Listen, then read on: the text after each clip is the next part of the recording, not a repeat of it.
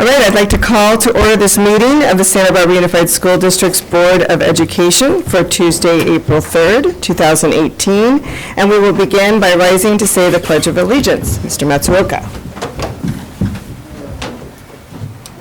I pledge allegiance to the flag of the United States of America and to the republic for which it stands, one nation, under God, indivisible, with liberty and justice for all.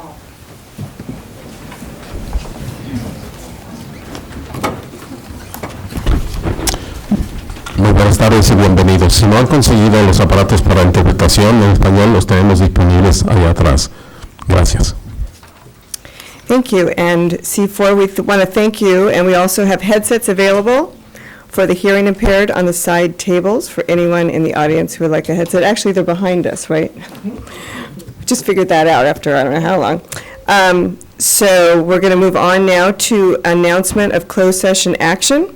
So we have actually 4 items to report out. We had a motion made by Ms. Parker to approve the final settlement agreement and general release of number OAH 201-8020382 for the amount of $11,500 one time and at $8,800 annually.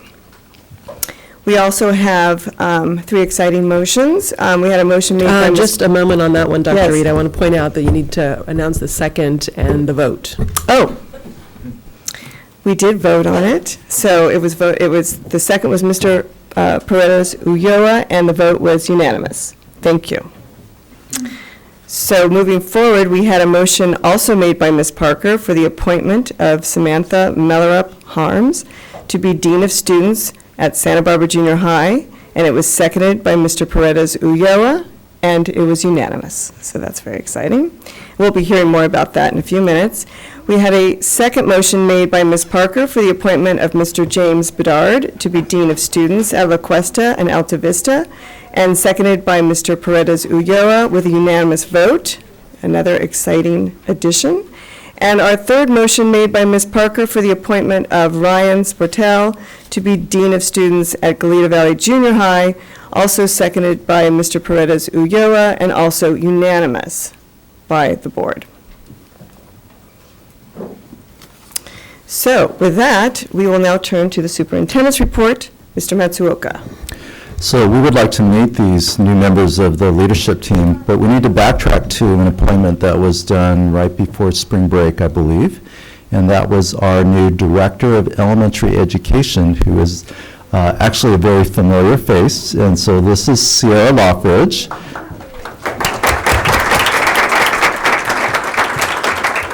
And Sierra is a well-known person in our midst. She's been principal at Washington Elementary for, I believe, 4 years, and is now moving into a leadership role, who will then be helping Dr. Ramirez lead our elementary work. So welcome, Sierra, and welcome you to share some thoughts about your appointment with the board. And did I warn you that you had to give a speech? That's okay.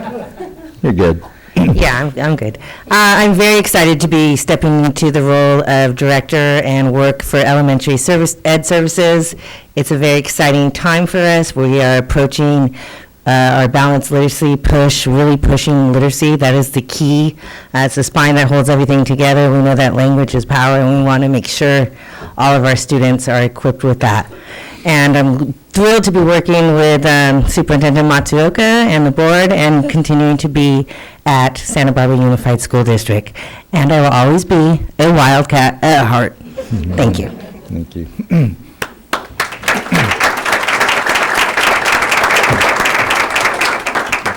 And I'm going to turn over the introductions of the Deans of Students to Dr. Wagnick, because she led the process of selecting and interviewing our 3 finalists. So, Dr. Wagnick. Thank you. It's definitely my pleasure to introduce these 3 individuals, and I'll do this one at a time. I believe alphabetically is a nice way to do that. First is James Bedard. I've had the fortune of knowing James for a number of years, back to my time at Santa Barbara High when he was a teacher there, and then I stole him over to La Cuesta and Alta Vista. I put that in air quotes. But James has definitely been a leader. He was a teacher leader both at Santa Barbara High and at La Cuesta, and I know that Dr. Simmons is excited to have him come on board as the Dean of Student Engagement. So, James, why don't you come up and just say a few words to the board?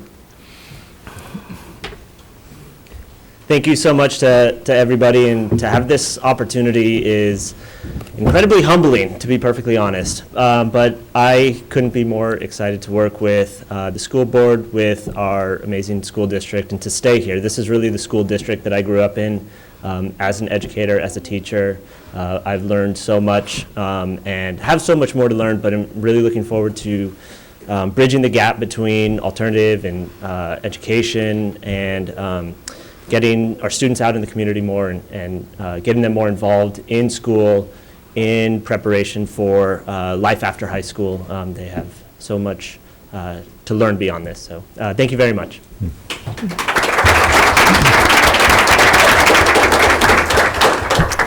And next we have Sam Miller-Parms from Santa Barbara Junior High. So Sam has been a special education teacher with us at Santa Barbara Junior High for, 4 or so years.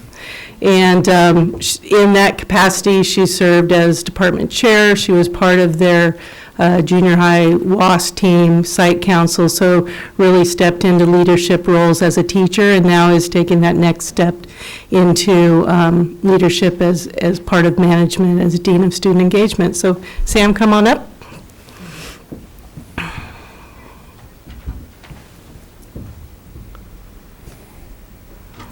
I just wanted to say thank you guys so much for the opportunity. I'm grateful and excited for this new path that I'm going to be taking, as well as being able to serve a greater amount of students as a whole.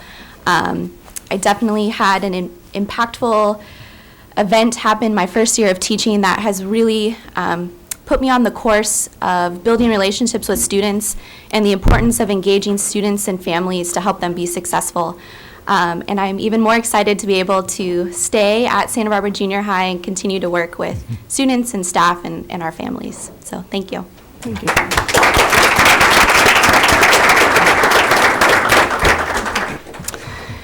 And finally, we have Ryan Sportel.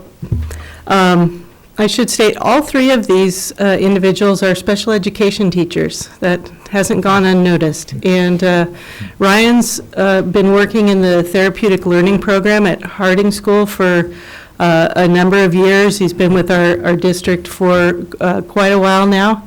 And we think that skill set that he has working with positive behavior intervention and support systems and crisis intervention and so forth is a skill set that will be very, very useful to be brought into the general education setting as well. And so I know that Goleta Valley will benefit from having him on their team. So Ryan, why don't you come on up?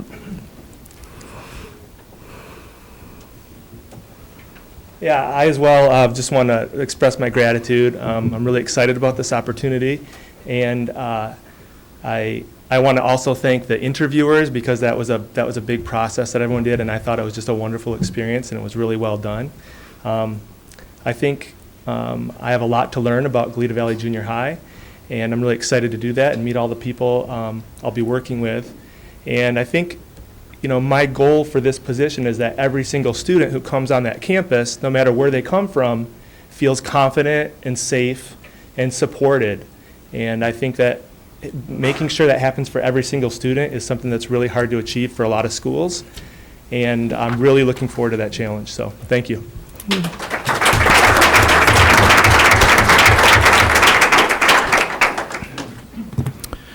So I'll move on to some other recognitions. Adams Elementary has been designated as a California Distinguished School. So we have the opportunity to celebrate with them at Disneyland, only in the hotel part, in May 3rd. And they're one of 287 elementary schools that received this award out of almost 6,000. So it's quite a recognition. And Adams has changed from what I've heard over the last decade and just become just a really great school community. So we look forward to celebrating that. Along with that, our district is going to receive a district recognition at the same event. And a lot of it's around our parent engagement efforts and our language access unit that provides translation like here tonight and at so many of our public events. And my observation of that team, it really is second to none. I've never seen a translation team that can provide such great support for a community and for our district. So we look forward to those celebrations. And then I wanted to share with the board, April 16th, we have our upcoming board strategic planning day. And it is our plan as your cabinet to start looking at a strategic plan update.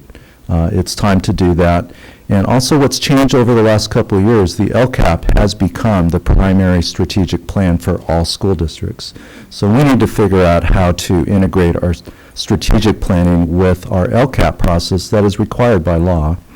And that's at the top end, and we're going to push out to you a calendar of events. These are called school leadership team meetings. And it's really the on-the-site teams that are leading the schools as they implement their school improvement plans. And so this is the last cycle that our schools are going through. These are all-day planning days for our school teams, and we're going to push out the entire calendar. I don't think you could stay for an entire school day, but if you could drop in for like an hour, I think you could get a glimpse of the teamwork that is emerging in all of our schools. And it's really a leadership structure that the district has been working on for about 2.5 years. And we are seeing the fruits of those efforts. We would really love you to see that, because you're going to receive the school SIPSAs in about 2 more board meetings. And so really what this is about is alignment, from the top strategic plans to the school plans. And I think it would be great if you could get a glimpse of what our school leadership teams are doing. So Ms. Carey will push that out, and you can RSVP, and we hope you can take advantage of that. Okay? Now, that concludes my remarks. All right, thank you, Mr. Matsuoka. I just wanted to, I know it's board comments, so I'm going to start. I just wanted to acknowledge again the Dean of Students, because I think what's so crucial is the relationship building and the opportunity to really connect with the students. And that was really well said by you, and that it's about, confident, safe, and, successful.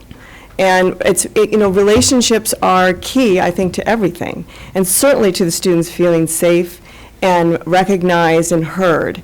So I really welcome all of you into your positions and support you 100%.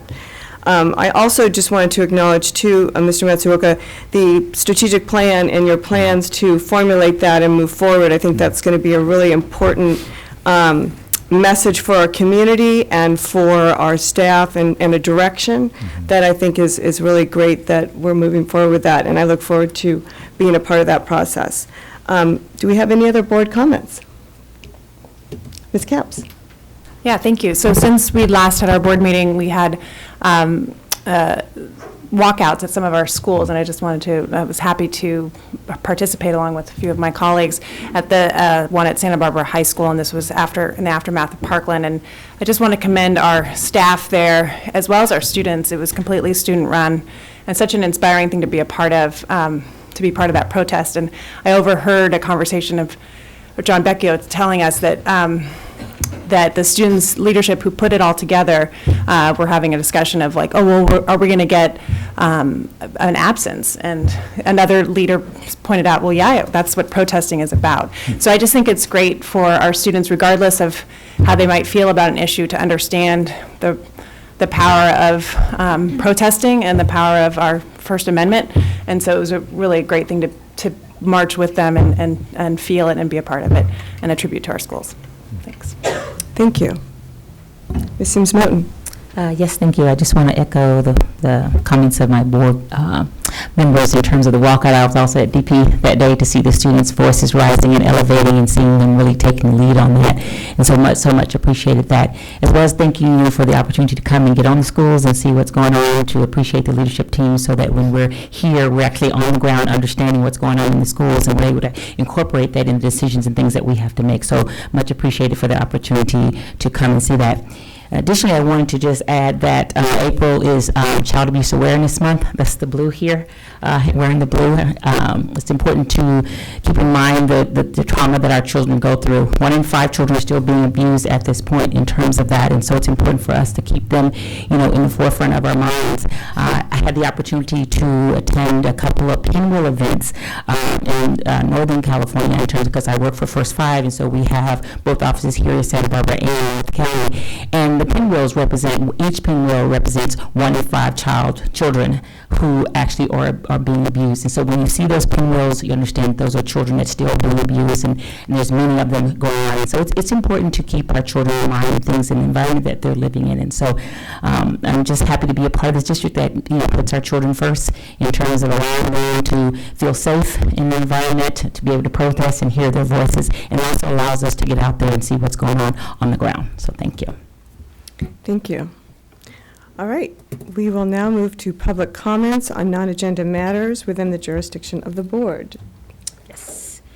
Okay, our first speaker is Ana Alia Escobar, followed by Maria Perez.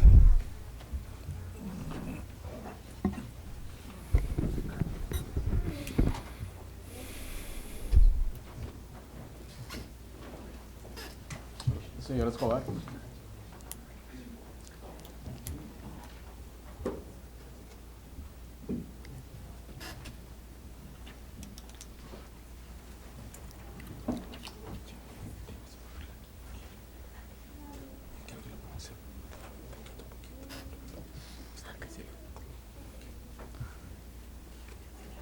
Estimados miembros de la mesa directiva de educación y administradores del distrito escolar, Dear members of the board and administrators of the school district, mi nombre es Ana Lilia Escobar y soy madre de familia de Santa Bárbara Junior High y de Franklin Elementary School. my name is Ana Lidia Escobar, and I'm a parent of children going to Santa Barbara Junior High School and to Franklin Elementary School. Soy miembro de la clase de Padres Adelante, dirigido por Padres Unidos de Santa Bárbara Junior High. I'm a member of the Padres Adelante class, directed by Padres Unidos at Santa Barbara Junior High. Les pedimos de manera respetuosa que contraten más asistentes bilingües para las clases de inglés en las escuelas. We respectfully request of you to hire more bilingual assistants for the English classes at schools. Los padres como yo queremos hacer nuestra parte en la educación de nuestros hijos. Parents like myself want to do whatever corresponds to us to do what is best for the education of our children. Sin embargo, es necesario que podamos entendernos con los maestros, consejos y administradores. However, it is necessary for us to be able to understand or to be able to talk with teachers, counselors, and administrators. En la misma manera necesitamos más intérpretes en las noches de regreso a la escuela. Por lo tanto, las interpretaciones ayudarán a los padres a entender el progreso académico de nuestros estudiantes. In the same manner, we need more interpreters on the back-to-school nights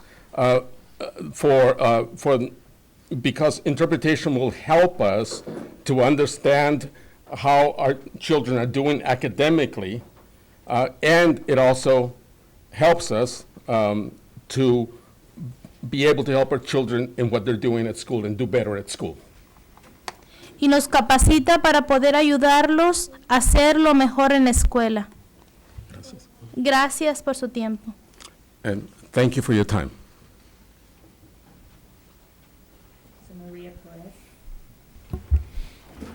Followed by Luz Sanchez.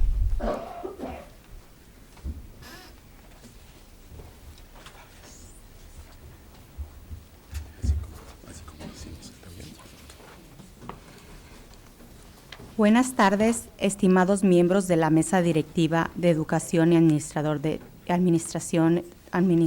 del Distrito Escolar. Good afternoon, dear board members and administrators of the school district.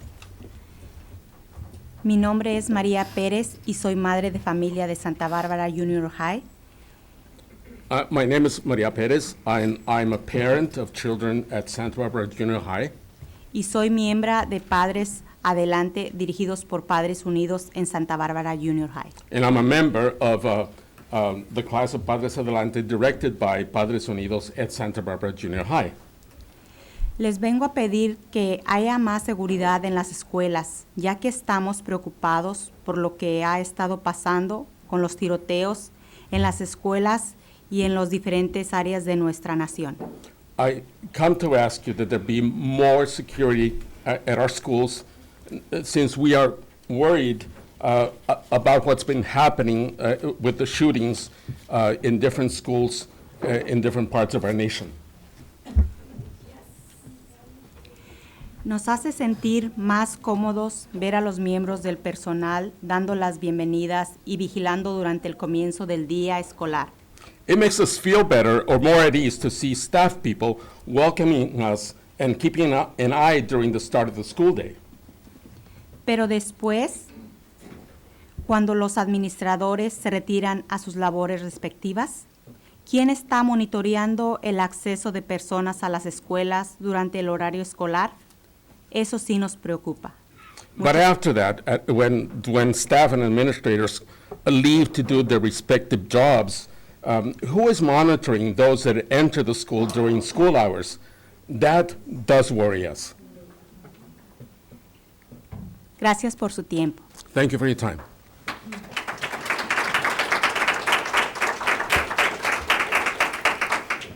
Luz Sanchez, followed by Erica Dixon.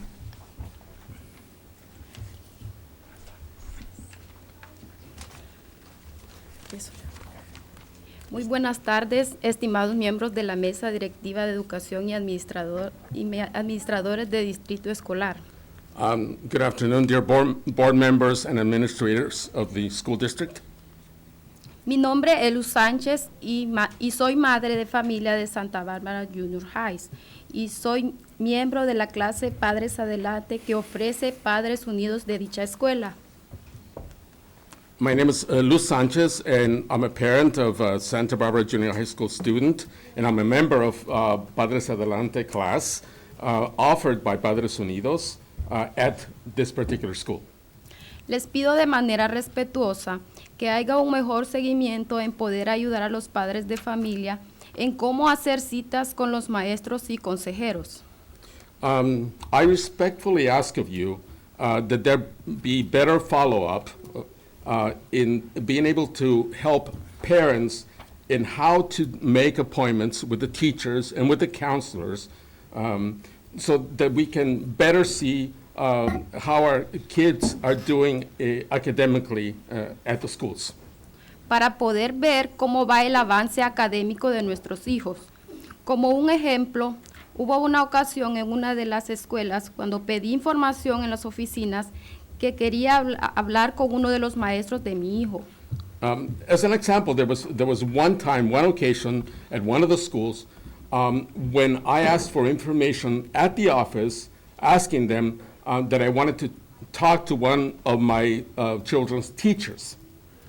Acerca del por qué no le dejaban tareas y la secretaria me dijo que me apuntara mis datos y hacer una cita para hablar con ellos. I wanted to talk to them. I wanted to talk to the teacher as to why my child was not getting homework.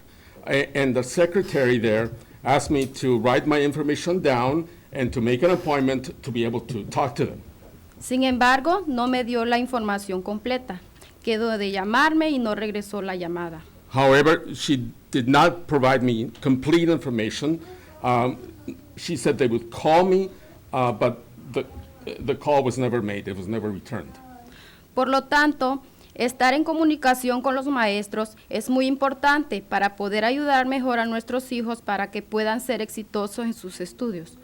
Therefore, being in communication with the teachers is important to so that we can help our children better, so that they can achieve better in their studies at school.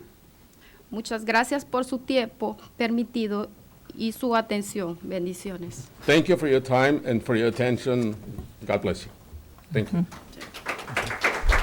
Okay. Erica Dixon, followed by Janice Brown.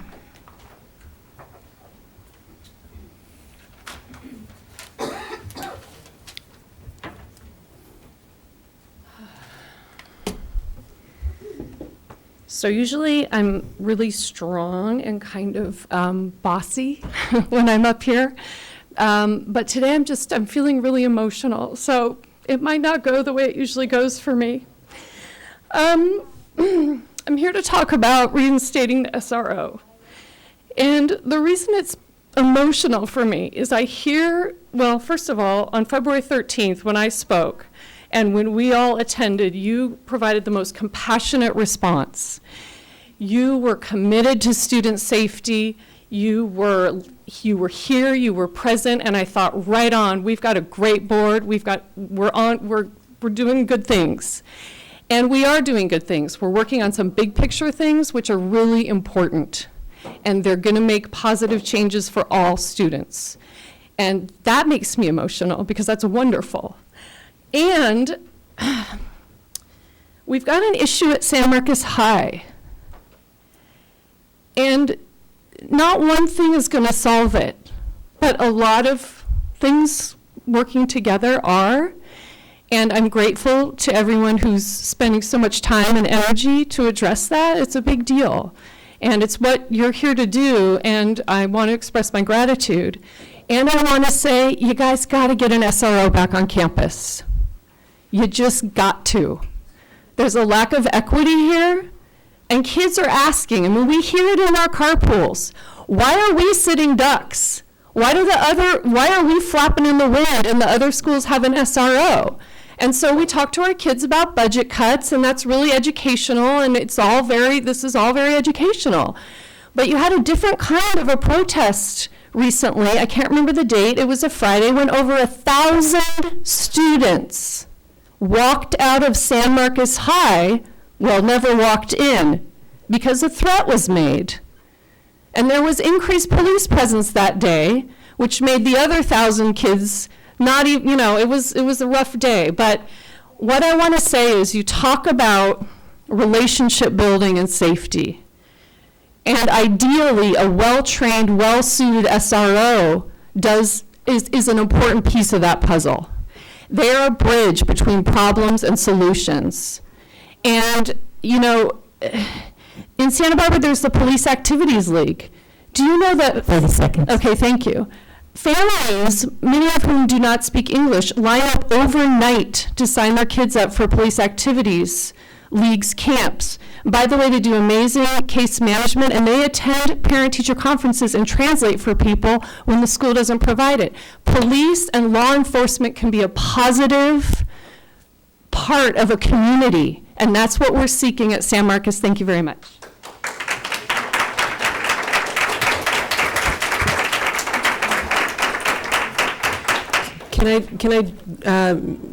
Dr. Reed, can I just ask for a point of order? Because school resource officers is item G1. And so I want to be sure that as much as possible that we listen to comments on school resource officers together, because there will be, I'm sure, other public comment on it as well. So I don't know if there are any other G1s that are waiting to go. No, there's just one. This all is part of public comment. Okay. Hi, my name is Janice Brown, and I'm actually an anti-bias trainer, but mostly I'm a parent of 2 Dos Pueblos High School students.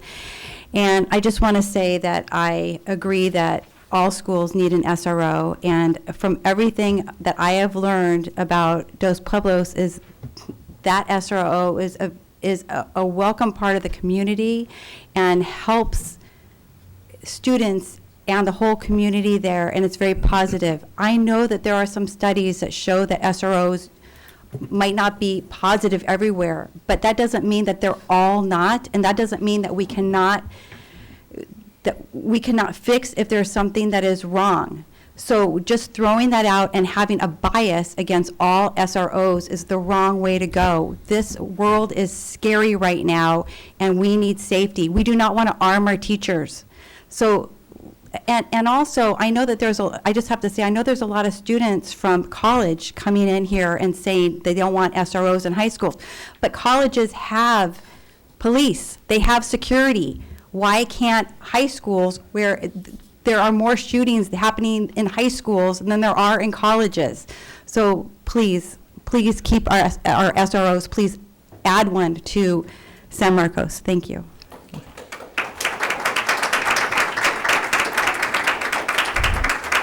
I have this public speak, Jennifer, no last name.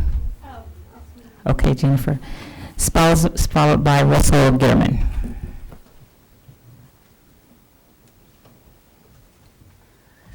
Good evening. My name's Jennifer Pennington. I've been an educator for over 20 years.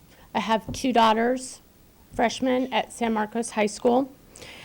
In the past 3 months, my daughters have been reduced to stress-induced tears, not over grades, not over sports, but over a lack of safety on their campus.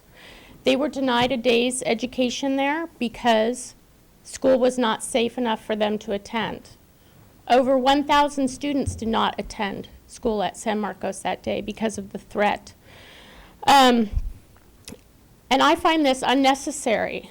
The level of unsafety that is being perceived by these students on this campus on a daily basis is unnecessary. I believe that you have this golden opportunity to restore security and safety and create a healthy environment for over 2,000 students at San Marcos by reinstating an SRO. At the last board meeting I attended, which was in early February, Superintendent, you reviewed your framework for improving safety, among other things, at San Marcos, and you said, I quote, "I am requesting that support continue and be expanded on our school campus while we work together to reestablish a school resource officer." That was 2 months ago. You went on to say that you have had lots of success with SROs and that they are very helpful. At the same meeting, the board, you unanimously stated that action needs to be taken. You also agreed that you need to become more proactive. I am desperate for you to do those things. I am desperate for you to follow through on your statements. My kids, over 2,000 kids at San Marcos, are depending on you, as are the students at the other high schools. You all have this opportunity to make positive changes in the daily lives of students, teachers, staffs, and their families.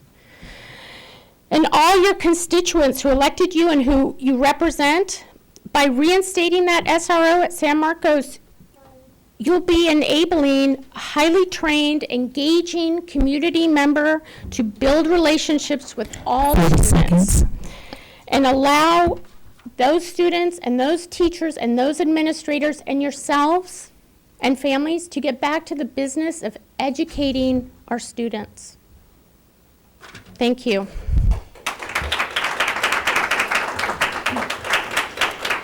Russell Gitterman? Yes, you're next. No, Russell Gitterman and then Rosario, you're next. Good evening, Madam President, members of the board. My name is Russell Gitterman. I have a 2014 graduate from San Marcos, and I have a 2018 senior who will be graduating from San Marcos this year. I was fortunate enough to attend most of the community event on March 13th, showing their support for Mr. Behrens. I wholeheartedly agree with those sentiments that were expressed, but I really didn't want to talk about that. There was enough of that from the community. I really wanted to talk about process, because I'm coming at it more from a perspective of an employer as well as a lawyer who represents employees who get sued, who get wrongfully terminated, as well as helping employers avoid getting sued by employees who get wrongfully terminated. And the problem I was having with the process, as I saw it, was you were making a personnel decision, which I get. As an employer, I make personnel decisions all the time. And generally speaking, in all the personnel decisions that I'm involved in, there's a disciplinary procedure that's followed. I don't know Mr. Barron's written contract or if he had one with the school board. I don't know what the education code is as it relates to how Mr. Barron's is supposed to be treated. What I do know is that by and large in my line of work, we look at process and we look at disciplinary steps. We look at a progression. Generally speaking, it starts with a verbal warning. It moves on to a written warning. It moves on to probation. It moves on to suspension with pay, suspension without pay, demotion, and then ultimately termination. Generally speaking, we don't go 0 to 60 in that process. I could see if Mr. Barron's was accused of embezzlement, okay, you're gone. I could see if Mr. Barron's was accused of some type of sexual harassment or child molestation, okay, you're gone. The rest, kind of a progression in terms of where are we going to take the discipline that we're going to impose. The difficulty I'm having is there's a lack of transparency as to what was motivating the personnel decision. I'm still confused about that. Was it a disciplinary action, in which case I'm not getting it, or was it simply a judgment as it relates to employees in the state of California are hourly employees. At any time, for any reason, you can thank an employee for their services and send them on your way because you want to go down a different path. Employers are allowed to do that as far as I know. I don't know what's required of the school board as it likes to go down a different path, but I would request that you be more transparent with citizens such as myself, taxpayers, such as myself, and a parent, such as myself, when you're making those decisions. It's fair to us, and it's fair to the employee for whom you're imposing discipline or making a personnel decision. Thank you for your time.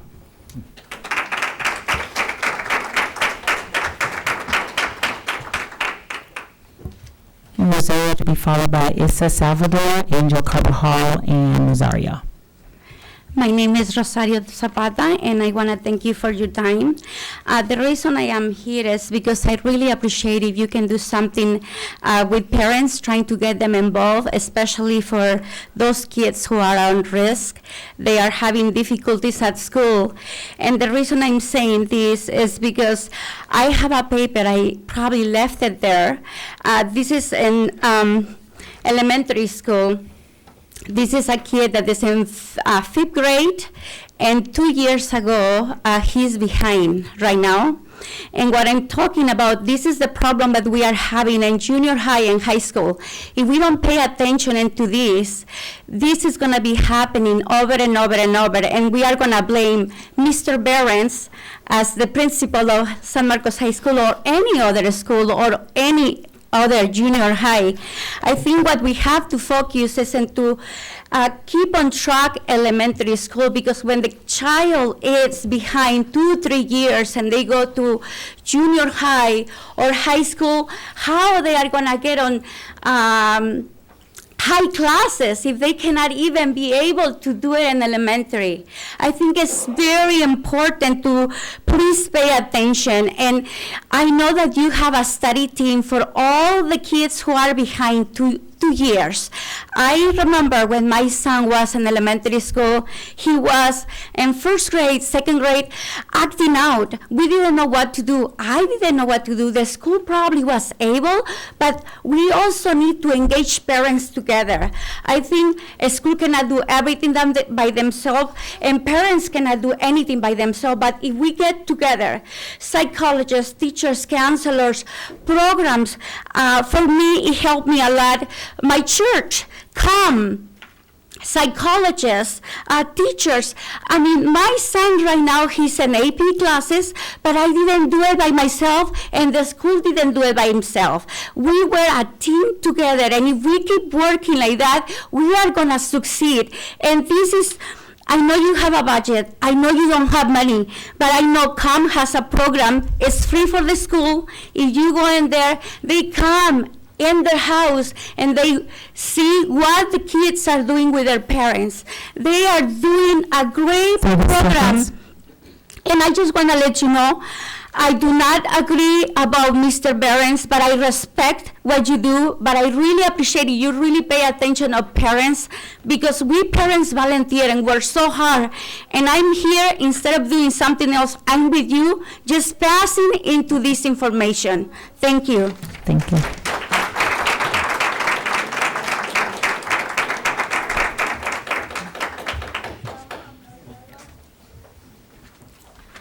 Hello, my name is Isa Saldivar.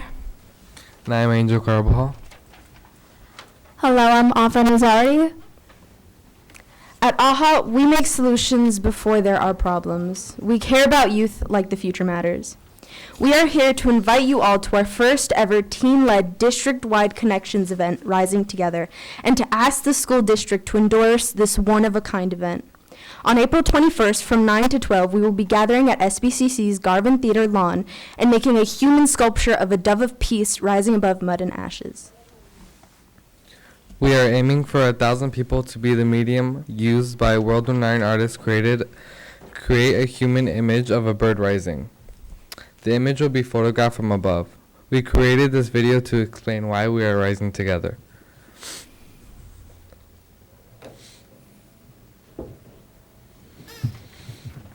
I was evacuated from the mudslides and fires for about a month, and that meant that I wasn't able to see my beloved pets who frequently. When I was a child, my family were victims of domestic violence, and I wouldn't want anyone to live what I lived through. I want to live in a world where people who suffer from depression, anxiety, and suicide can get the help that they need. The person I was named after was beaten to death by cops, and I want the future generation to change. I want to live in a country where guns are readily available to people. Drug addiction has impacted my life and my family so much.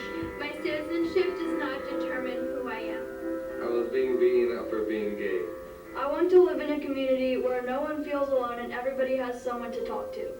That's why we're rising together.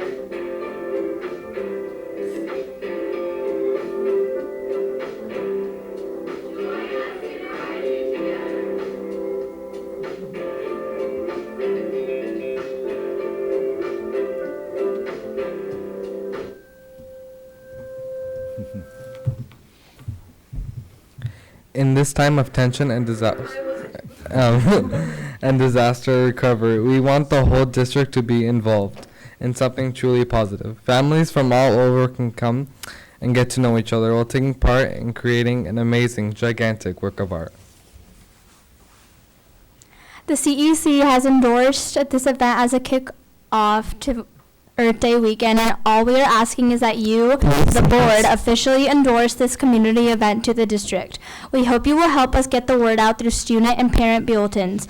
Please bring your family and friends to celebrate our community together. Thank you. Thank you.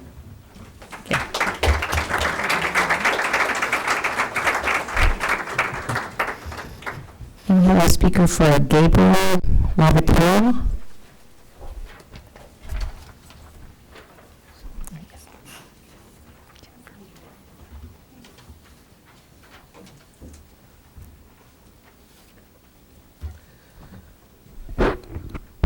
That'll be Gabriel Lucatero. I know it's a weird last name, I'm sorry.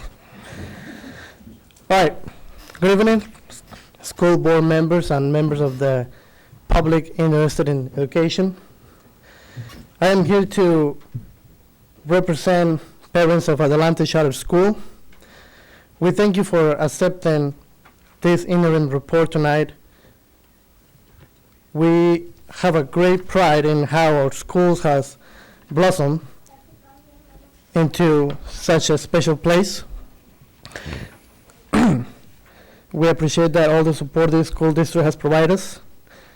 We hope that our partnership will continue to grow as we look forward into the future of Adelante. And as such, we would like to request a meeting with the superintendents of school to talk about future facilities needs and the vision of Adelante moving into the next stage of growth. We thank you once again for your support and hope to hear from you, from your superintendent soon. That's it. Thank you. That concludes public comment. Thank you very much. So we're moving on to item D, acceptance of acceptance of donations for April 3rd. I move to accept with gratitude the donations for April 3rd. Second? All those in favor? Aye. And it passes unanimously. Moving to our consent agenda, are there any items that fellow board members would like to pull? Yes, E2, please.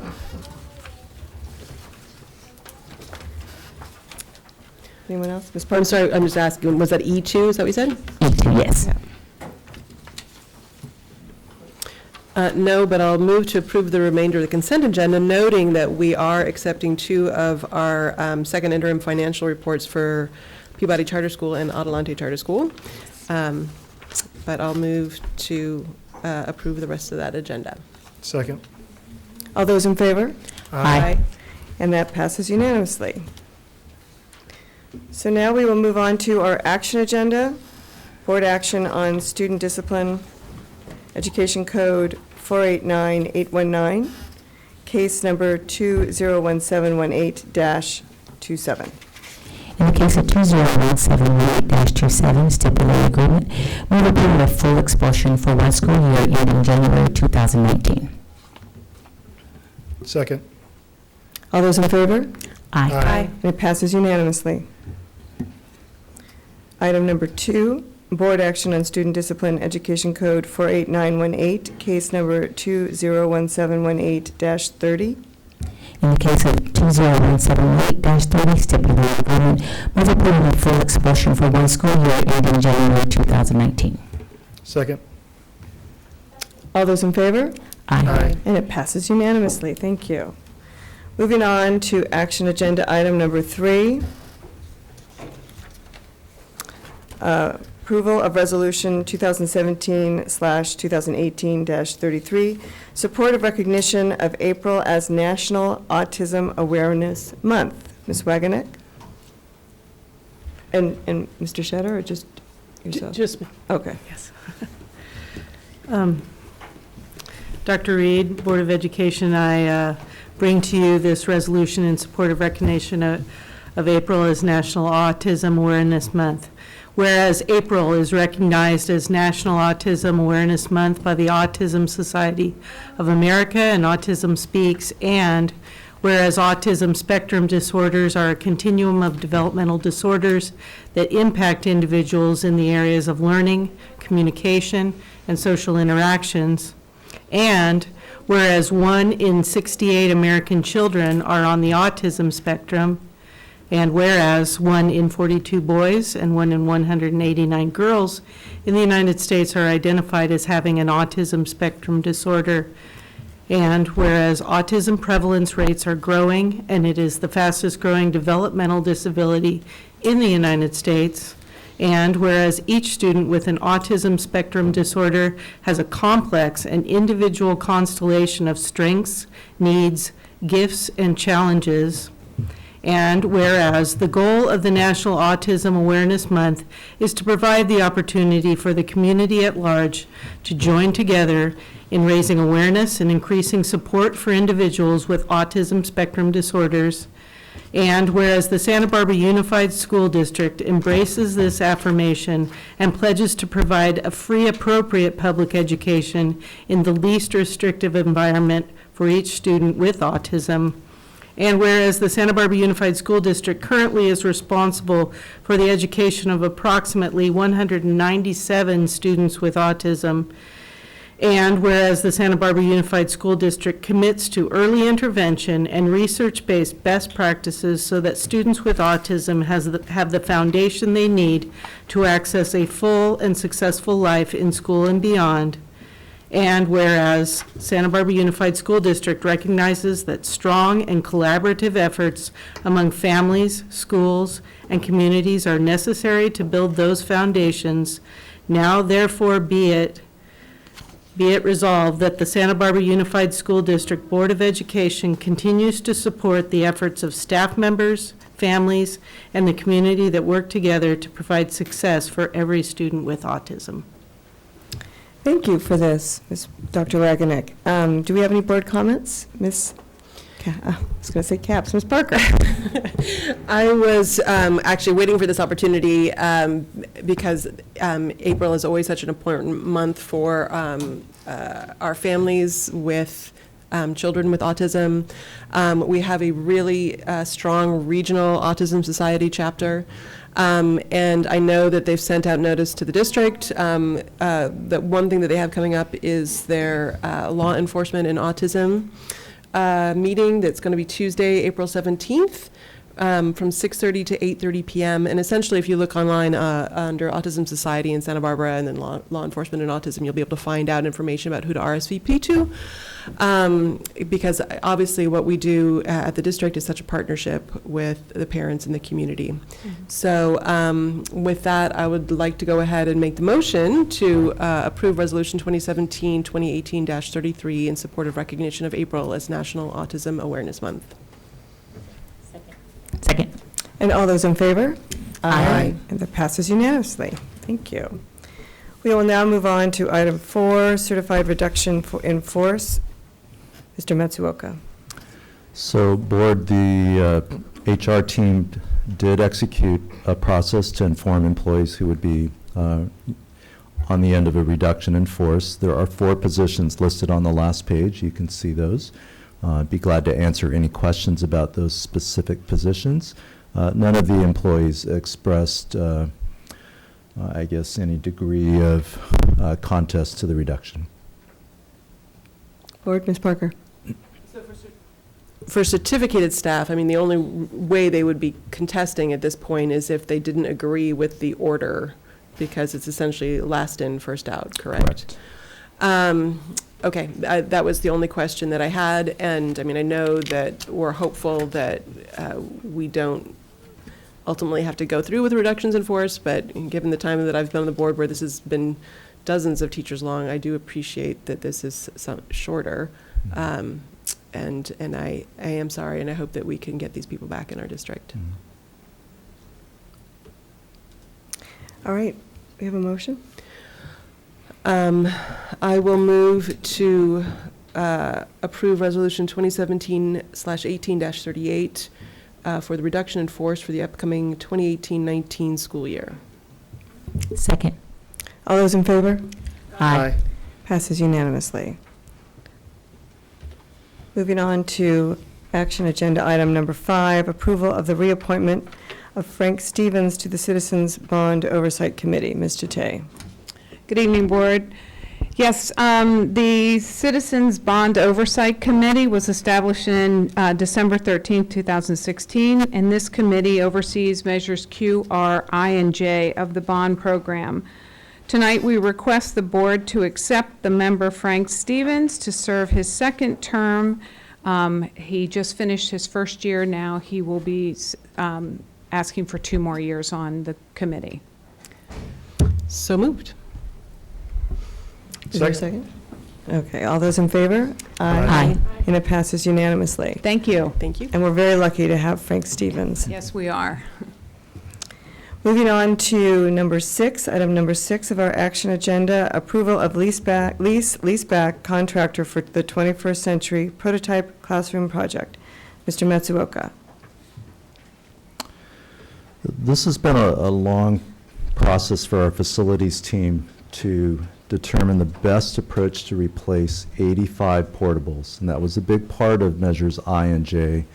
And when we looked at the possibility of we could build buildings using traditional means, we could purchase, I would say what are called prefabricated classrooms, and one of those is in the pipeline for our Los Flores preschool, which we are still waiting for final approval on some geological issues. But what's emerged in our studies is there a better way to do mass production of a fairly standard classroom? So we built a spec. Our attorney, Craig Price, did just a masterful job at writing this RFP. And it was unique for him. He actually started from scratch and wrote an entirely new one. We were curious who would apply, and we had, I would say, 2 local builders. We had someone from Southern California, The one that we're recommending is from the Bay Area, and it turns out they've been doing this kind of building construction for 20 years, where they prefabricate entire wall systems, truck them to the site, and then put the buildings up very efficiently. So we were excited to interview them. We asked them a lot of hard questions, and they are ready to work with our local architect, KBZ, to design our version of a modular classroom. So we're excited about this. This is a very big part of our financial model of both measures I and J. So we're pleased to have found this builder. We'll put them to the test at Monroe as a first pilot. And we're really excited about it because what impressed us is from groundbreaking to completion is about 4 months. Wow. So once they get the concrete poured, they can put up a building literally in 3 months. So that's going to be very beneficial from like staging construction over summer and just eliminating costs by waiting too long. So any questions? Ms. Parker. I think that this is probably the most fiscally wise way to go, and I hope that it is also aesthetically the right way to go. I feel like, and I appreciate that Monroe is sort of the test pilot school. Most of our campuses were built from the 1950s onward, were kind of designed in this way, where it was meant that there was an understanding that you might need to add classrooms on, and they kind of look very standardized. I mean, if you're at Adams or Dos Pueblos or any of those, or San Marcos, you know, it looks kind of standardized in that way. I am a little concerned for our older schools, and that's just a question mark to me, because Lord knows there's, you know, they're portable cities, and they also have, those are not, those don't fit in, and certainly anything would look better than that. But I just want to be cautious with our historic buildings, that as we're looking and adding classrooms, that we're also making sure that it fits in with what's there. So that's just something that I want to raise, but I think it's a great idea to go ahead and move forward with the pilot. And I'm excited about the possibility, because I know this will mean that we can get rid of so many more portables than we would have otherwise. We'll run out of money. So that's great. Thank you. Yes, Ms. Capps. Yeah, that same concern I shared. I'm sure that you've weighed the pros and cons of the efficiency versus, you know, sort of a notion that they're all going to look the same, and just having the pleasure of being at Roosevelt twice a day, which is such a beautiful school that was rebuilt since the time I was a student there. So I just hope that we pay a lot of attention to the aesthetics, and that they don't sort of look like prefab. And also, it did raise a flag for me that this is not a local company. So I'm sure that went into your thinking, but that, you know, it does beg a question, why not the two locals, especially now, and our economy needing that kind of boost. So, you know, I appreciate moving forward. The third thing I think you won't be surprised for me to say is I'm, you know, hoping that these will be, as the law would require, solar ready. So that'll be exciting to replace these portables with buildings that can have solar and other energy efficiency approaches. But those are my concerns, and not something to withdraw support for this, but those are some fairly big concerns on my side, of just A, that it's not local, B, that these would not hold up to the aesthetic of Santa Barbara, and that 3, that we really make sure that energy efficiency is baked in from the very beginning. Thanks. Mr. Paredes Ulloa.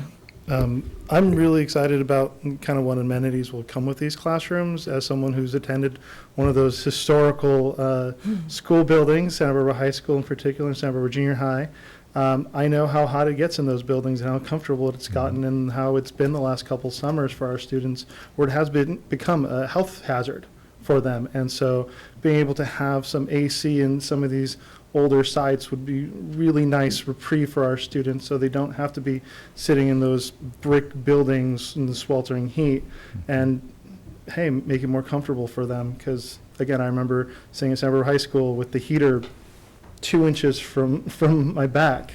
Not necessarily the best design when they originally made it back at the turn of the century. But I'm really excited about what we can do with that, and I like the fact that they are modular. We can set them up for different setups for the classrooms. So we can have a science room, a music room. We can have a traditional instructional room as well. So I'm really excited to see how this turns out. All right, I would just add, I think we need to incorporate all of this discussion into the topic, but we also need to think ahead and be 21st century, technology and the way we want our school to be able to evolve appropriately relative to what we do have in place. But I think it's good to pilot something like this and see how it might work. So I look forward to hearing more about it as it moves forward. So with that, do we have a motion? So moved. Second? All those in favor? Aye. And it passes unanimously. So moving forward to number 7, approval of Memorandum of Understanding between San Diego County Office of Education and the Santa Barbara Unified School District. Mr. Matsuoka. This one I need to take a peek at.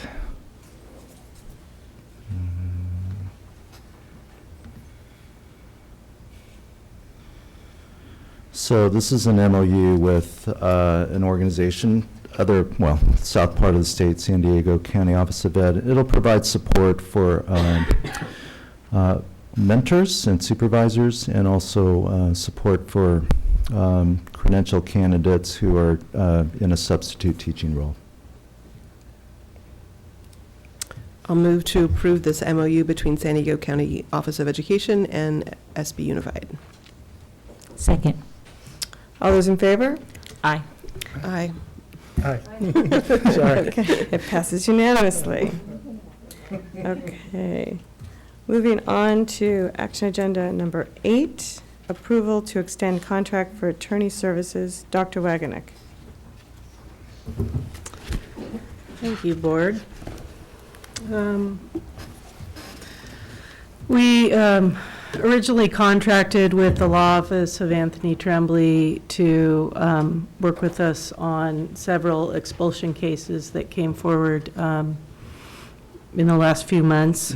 Because of the nature of these cases and the level of expertise that's needed, we're asking that you approve the extension of his services up to and including $30,000 for current and future litigation. Board, Ms. Barker. So I take it you're satisfied with this work? I am. I actually, we're unable to use our local legal counsel because they also serve Santa Barbara County Education Office. And so if there's ever an appeal for expulsion, so he came at their recommendation several years ago, and worked with him on a number of cases, and I appreciate his work. Thank you. Do we have a motion? I'll move to extend the contract for attorney services. A second. All those in favor? Aye. And it passes unanimously. All right. It is custom for our board meetings to take a 5-minute break before we move on to our report discussion agenda. So we will take our break. All right. We are back in session, and we're moving to the report discussion agenda. And the number 1, G1, is update on school safety task force. And Dr. Waganek, I'm going to call the public comment first, and then I'll have you respond after. Thank you. Okay, we have Gabriel Notaro. That's you.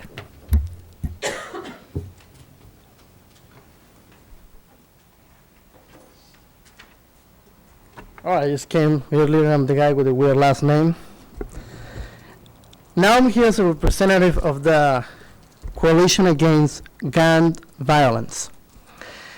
It is disappointing to us that we have not been included as members of this safety committee.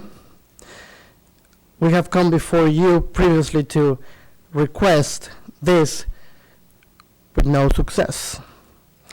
Our coalition is working with national efforts to prevent gun violence in our schools and in our communities. There is no need to reinvent the wheel. when there are practical policies that you can implement to prevent gun violence on campuses. Yet, we have not been invited to be part of your committee. Please be advised that nationally, when there is a threat of violence with force, statistics show that gun laws lessen and facilities get more armed. Yet, none of those policies have created safer communities. The Department of Homeland Security is calling for prevention. We have the policies you can implement. We need to be included so that we do not go down a path of creating suppression and enforcement that has not worked against gun violence on campuses. Thank you. That concludes the speakers. Thank you.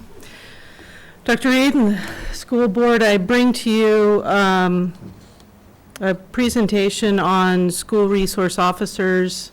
The framework for school safety and the task force that is being created has several dimensions to it, the first of which is public safety. And so tonight we're really talking about public safety via law enforcement. You've been presented, we're going to look at local data. Went back to our suspension and expulsion data. We were able to go back as far as the 2011-12 school year. Through 2016-17, and we also, fortunately, were able to look at some data up to spring break of this year and compare it against other years.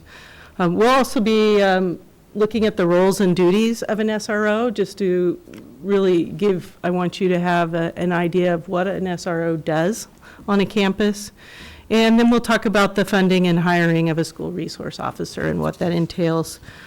So in terms of the data on school crime, annually over the last 6 or 7 years, the percentage of students committing violations that warrant a suspension, and suspensions are usually also linked to, can be linked to penal code violations, so they are crimes, range anywhere from 3 to 6% on our high school campuses.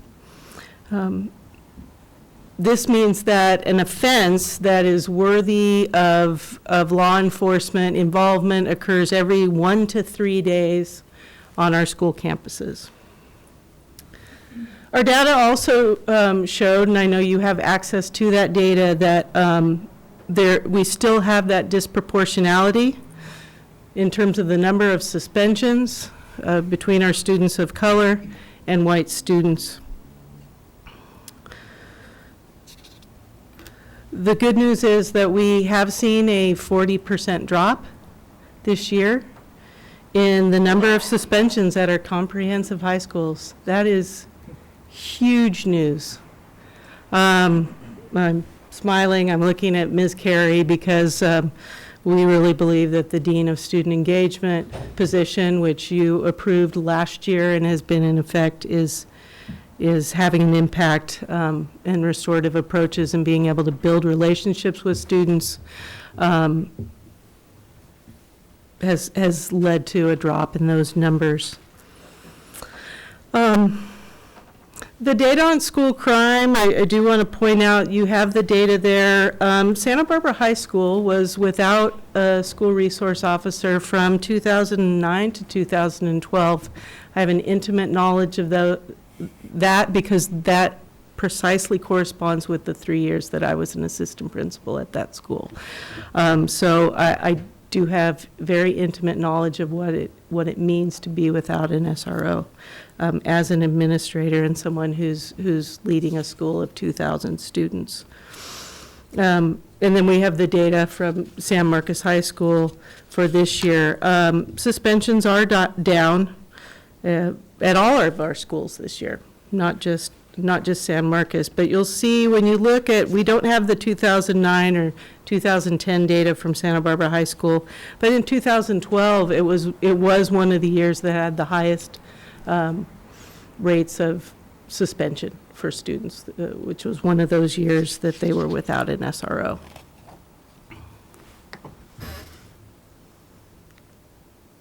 So when we talk about the role of the SRO, what does that mean to have an SRO on campus? Well, generally the SRO, their job is to handle the calls that relate to the school. And so, for example, they're almost like, if you think of a small town that has a sheriff, the sheriff responds to the calls in that small town.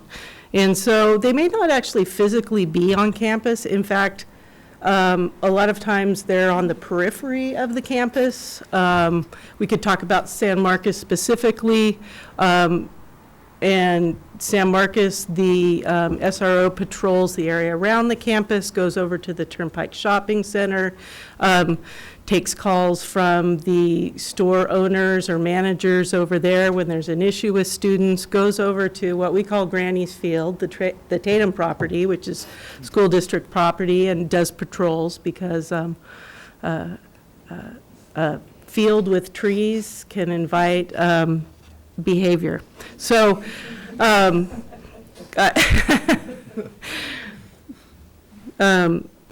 same with Dos Pueblos and Santa Barbara High School, that they're often on the periphery, but they have an office at the school.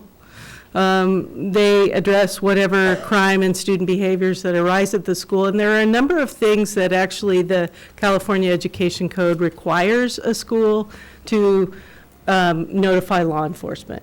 And so it's beyond the obvious things of assault, terroristic threats. Oh, the land shark, sorry. Party buses. But also things like damage to school property, possession of drugs and alcohol, et cetera. And so those it is required by EDCO that we contact law enforcement when those things happen. Thank you, Brian. They will take action against trespassers. Sometimes those trespassers are individuals who are adults, but sometimes they're actually students from other schools. They consult with the school on matters related to school safety, planning, and execution. So when you have an SRO, we take Deputy Hedricks at Dos Pueblos, he's actively involved in their school safety plan, giving them feedback on safety drills, et cetera.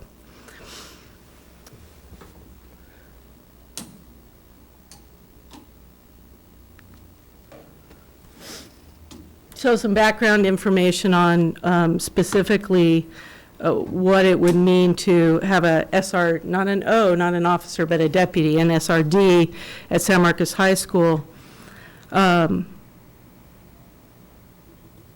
So the fund, last year when we were contacted by the Sheriff's Office, it was right around this time because May is when the budget hearings are held.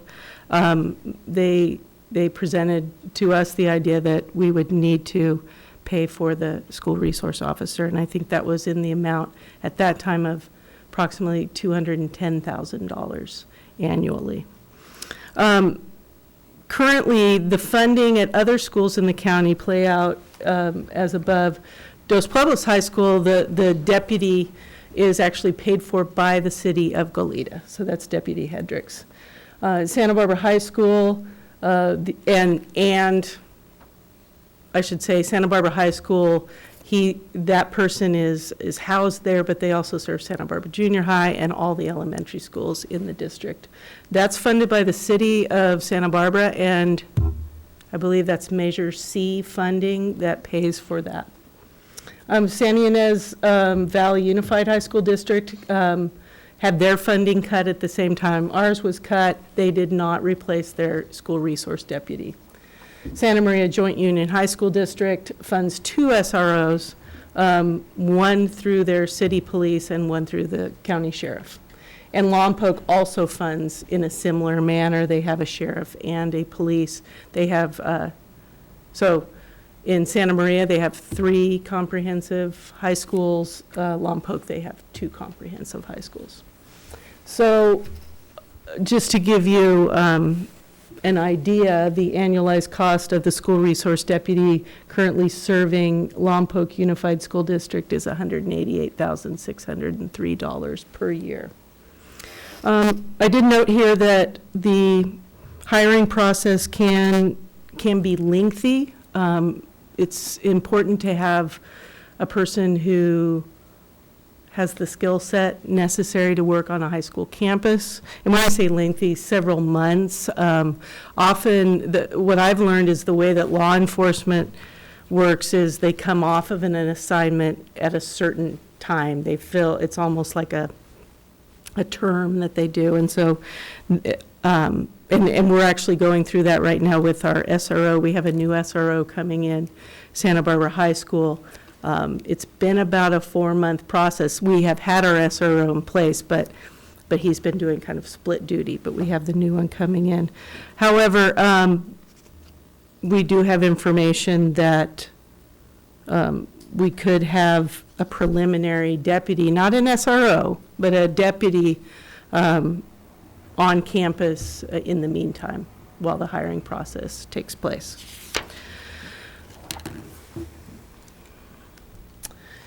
And with that, I'd like to open it up to questions. I'm sure you have some, so we can discuss. And I'll take your questions. Thank you, Dr. Wagner. Ms. Parker.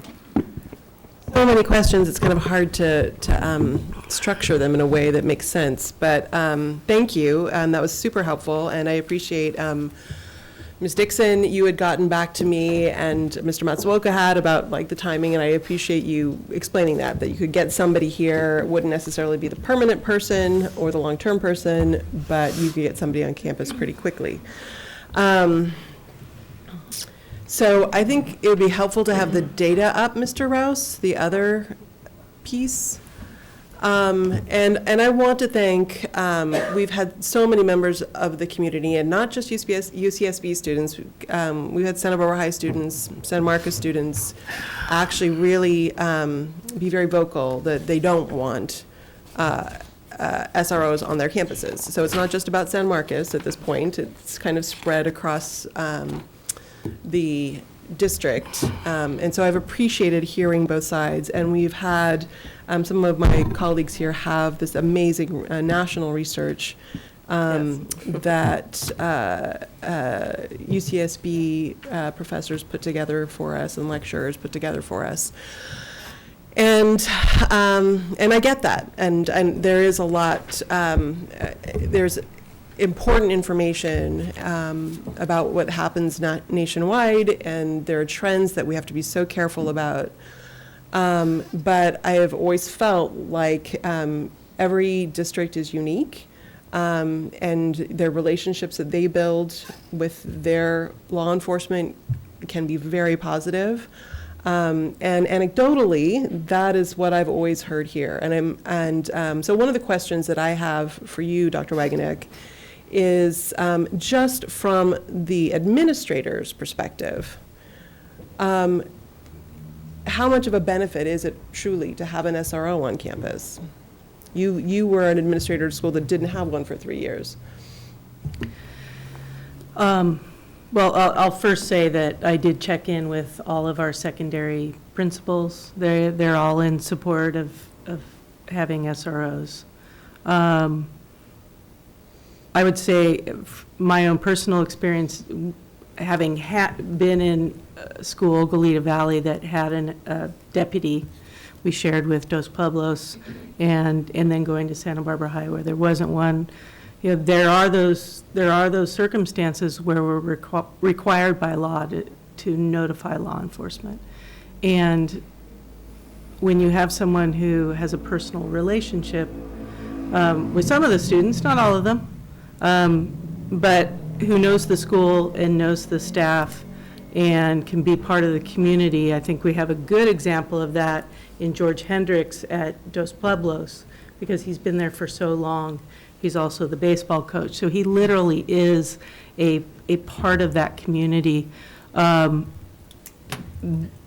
having that person respond and work with students and families and staff there can be a difference then when you call dispatch and you get the person who responds who doesn't have that relationship and is just showing up to, do their job.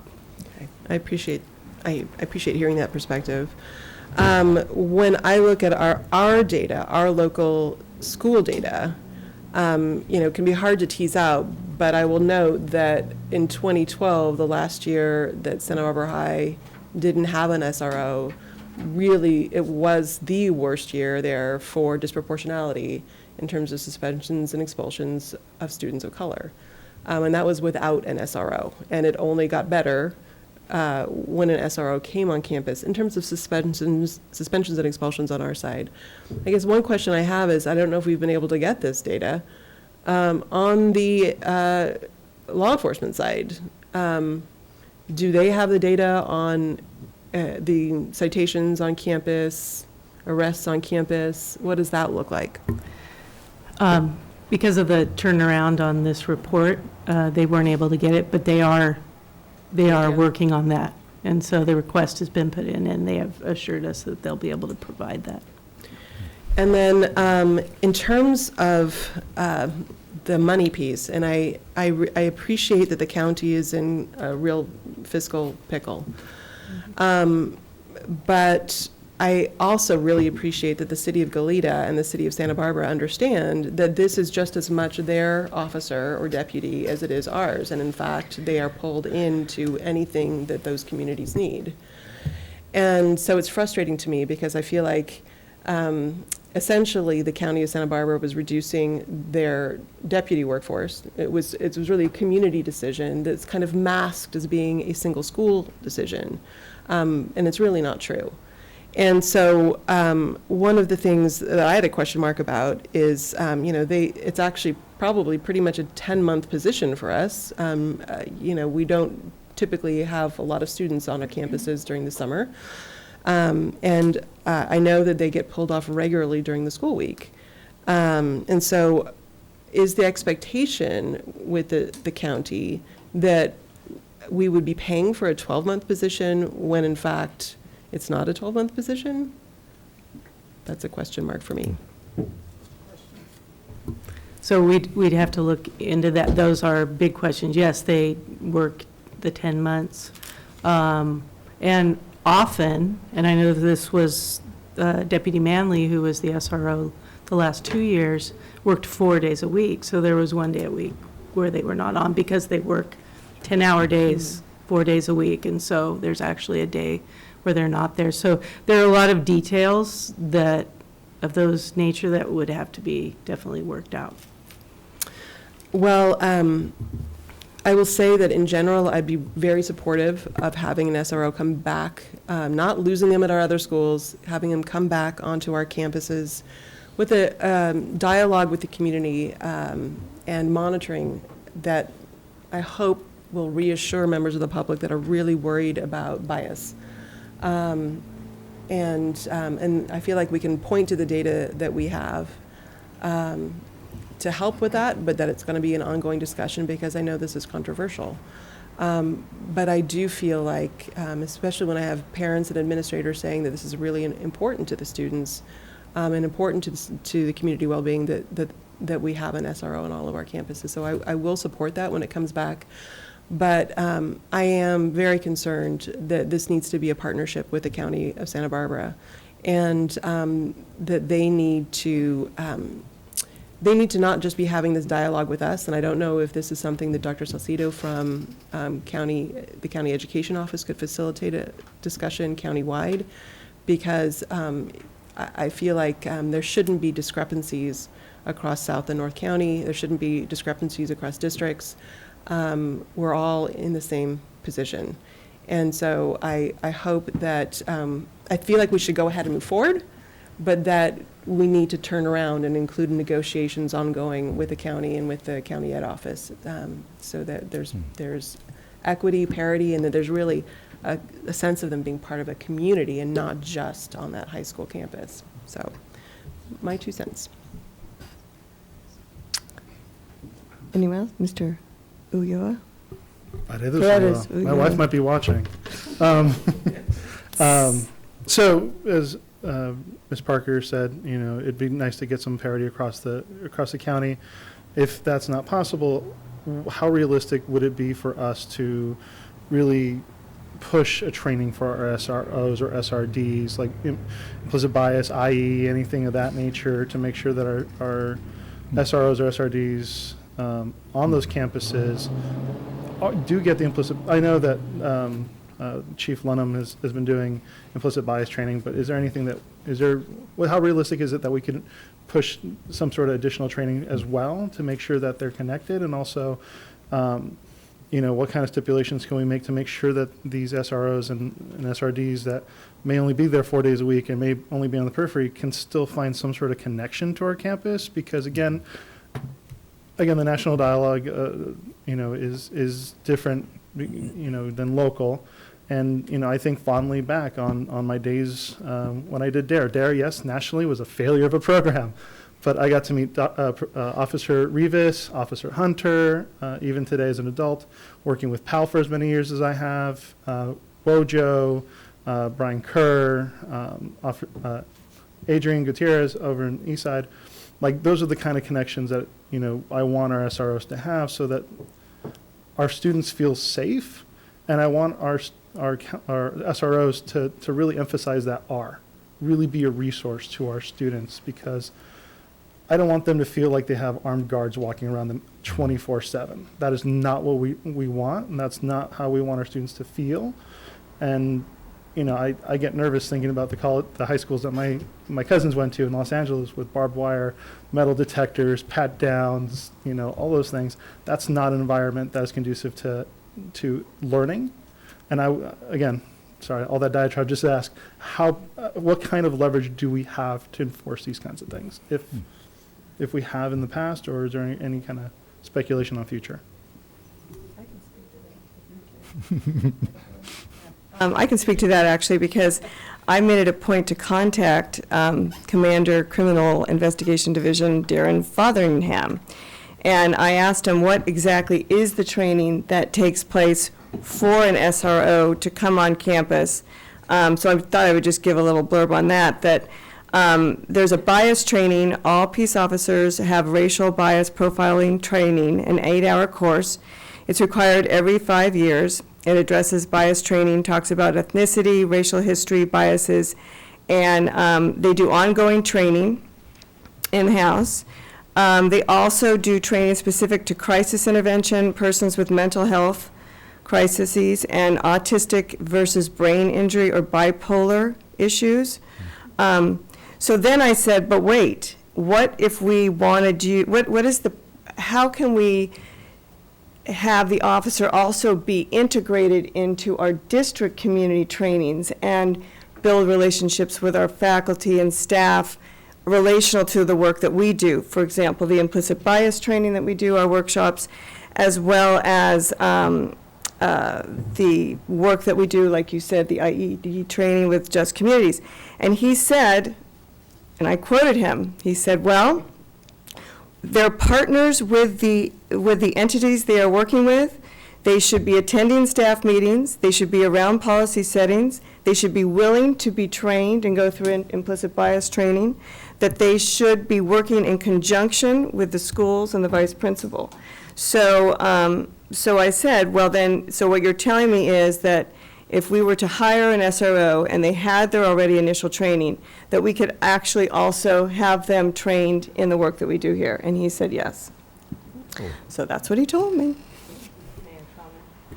I think that's fantastic. Thank you, Dr. Reed. And I think restorative approaches training, which we require, you know, our teachers go through that, most of our classified staff, so that they understand, you know, how we do business and what we're working towards, and the relationship building that's so important. So thank you. Any more board comments? Yes, Mr. Paredes Ulloa. One more question, sorry. Also, you know, from the things that I have read and people I've talked to about, like nightmare scenarios with SROs, a lot of it kind of seems to hinge one on who the SRO and SRD is. So question number one, like, I know that we got a chance to interview the one for Santa Barbara High School, or part of our admin did. You know, is there any way to leverage or pressure the sheriff's office to do the same? And two, and the other part of nightmare scenarios with SROs, SRDs, seems to be how the administration uses them. And I'm sure we do a great job. I haven't heard anything. I don't think in the time that I've been cognizantly aware of administration, you know, since I got out of college. But is there any kind of trainings, best practices that are written down? Because I'm sure Ms. Carey, or Dr. Carey did a great job training Bill and everyone else around you, but how do we get some of this training, if there are best practices, institutionalized, so it's not just like, well, luck of the draw, let's hope the next principal knows what they're doing, with an SRO and SRD, just to really shore up at whatever places we can. We have monthly assistant principal meetings, and those are the sort of things that we go through. And absolutely, you know, it can be tempting to have, if you have law enforcement there, to have them handle things that really administrators should be handling. I think one obvious example would be if you have reasonable suspicion that a student's in possession of, we'll say, marijuana. It is my opinion that we should be the ones having students conduct self-searches. The way that we do that, we never put hands on students. We have them search themselves, and there's a process for doing that. Rather than have law enforcement, because they do pat-downs and put hands, you know, that they do a different type of search, and I don't think we need to do that. And so it's my job, I feel, to make sure that our assistant principals and our principals are trained in doing that, and kind of monitoring how much, you know, that law enforcement's being used for the things they really have to be used for, and not for what we're doing. And that means training, and that means talking about it, and listening to families, and listening to students, and knowing what's going on. And so you have my commitment that, you know, we do that already, and we will continue to do that. On the interviews, so I'll take this opportunity to say that our relationship with with Santa Barbara PD, especially in the last year and a half, has just, I think that's the chief. I just have to say that what she's put in place, the youth services sergeant detective and I probably talk 2 or 3 times a week. If things come up, he calls me feedback he has, or if I have feedback, and so we're regularly talking. I really want to work on forging that sort of relationship with the Sheriff's Department as well. They are 2 separate entities, and they run their shows differently, but I think we'll work on doing that. And so we got to, for the first time with this new SRO, Lito Garcia and Elise Simmons sat in on the interview process and got to give input. And it was a great process. So I would love to be able to do that with the Sheriff's Department as well. Ms. Capps. Thank you. And there are a lot of questions. I'd like to structure mine sort of in 2 parts, because I think a piece of this is, or maybe the operating piece is, should there be an SRO at San Marcos versus should there be SROs in the district? And I really, so I think we're talking, should there be an SRO at San Marcos? And to me, that's an obvious answer. I can understand a lot of the frustration of that community recently, that why is it that we don't have one when the other campuses do? And that sort of equity issue, if we as a district think that SROs are a positive addition to our campuses, why don't we have it? It's helpful to have the history that they haven't always been at every campus, but I'm just was learning that when I got the agenda. So I think that's a really important piece, that we sort of take this in segments, and if as a district we think that SROs are helpful, then we should have them at our campuses, and we should figure out a way to work with our partners in municipalities or county to figure out how to pay for it. And I get that, we were left in the lurch. And so I think no one's sort of questioning the reality of how we got here. But to me, just really, especially at a campus that is going through some real fear and trauma, to sort of have this be an additional lack of understanding and clarity of why this is what it is. So, and I would imagine, Mr. Matsuoka, in your previous experience with districts, that you wouldn't sort of have one at 2 of your campuses but not the 3rd, unless there was some compelling reason that you didn't need it at that 3rd. So anyway, I just think that it makes our job, in my mind, simpler, that we should have equity on resources. If we think something's a good idea, like restorative approaches, then we should have them at all of our comprehensive high schools. So that's that, unless I'm misunderstanding anything. And I'd be happy to help work with the county if there's an issue with trying to get the funding. And then, so sort of putting that aside, sort of the question, are SROs helpful? It's really, the data is really, thank you for sharing that and for compiling that. I was also, just so utterly impressed with those who are against SROs and the research and the thoroughness of their national data. It is national, so I think that's important. And they really rely on Secretary of Education, John King, who I respect, our previous Secretary of Education, I should note, who says that, an over-reliance on SROs is that he recommends against that. And so I just sort of put this to you, Dr. Wagner, especially given your hands-on experience, and maybe you, Ms. Carey, would you say having one at each of the 3 comprehensive high schools is an over-reliance on student resource officers?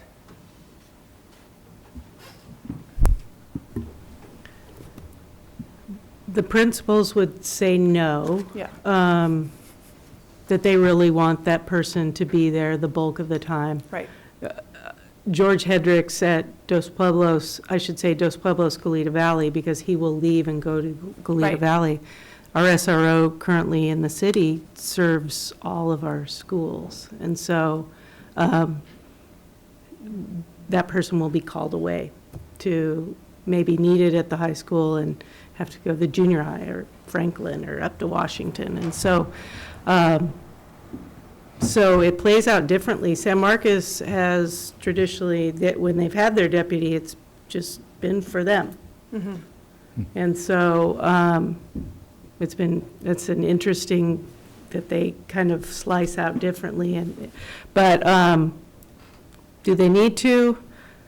Again, those are, there are 2,500 people Right. on a campus at a given time, and having someone in the area to respond is helpful. So hopefully I answered your Thank you. question. Yeah, because it seems to me some of the critique of SROs nationally, it's in a situation where that's the effort that the campus is making without any other sort of approaches. And so I just am clarifying for the public that this isn't sort of a solution that we think is going to end all be all. If we get it at San Marcos and we have them at all of our high schools, that they're like, we're done, And so, and then I think that that's an important point, because I can understand opposition to SROs if you sort of then think that you're solving a problem. But, and that seems as though, when I've read Secretary of Education John King's recommendations, just his caution is to have an over-reliance on them and not, at the expense of non-punitive interventions. And I just think it's important for the community to understand that no one's saying that here,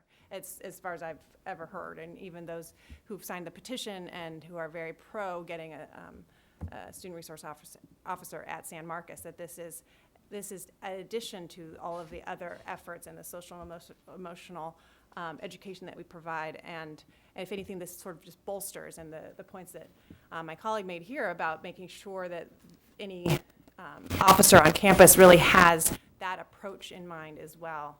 I think it's just a very important point as we as a board makes this decision. Go ahead. I was just going to comment. Yeah, it is incumbent on us to.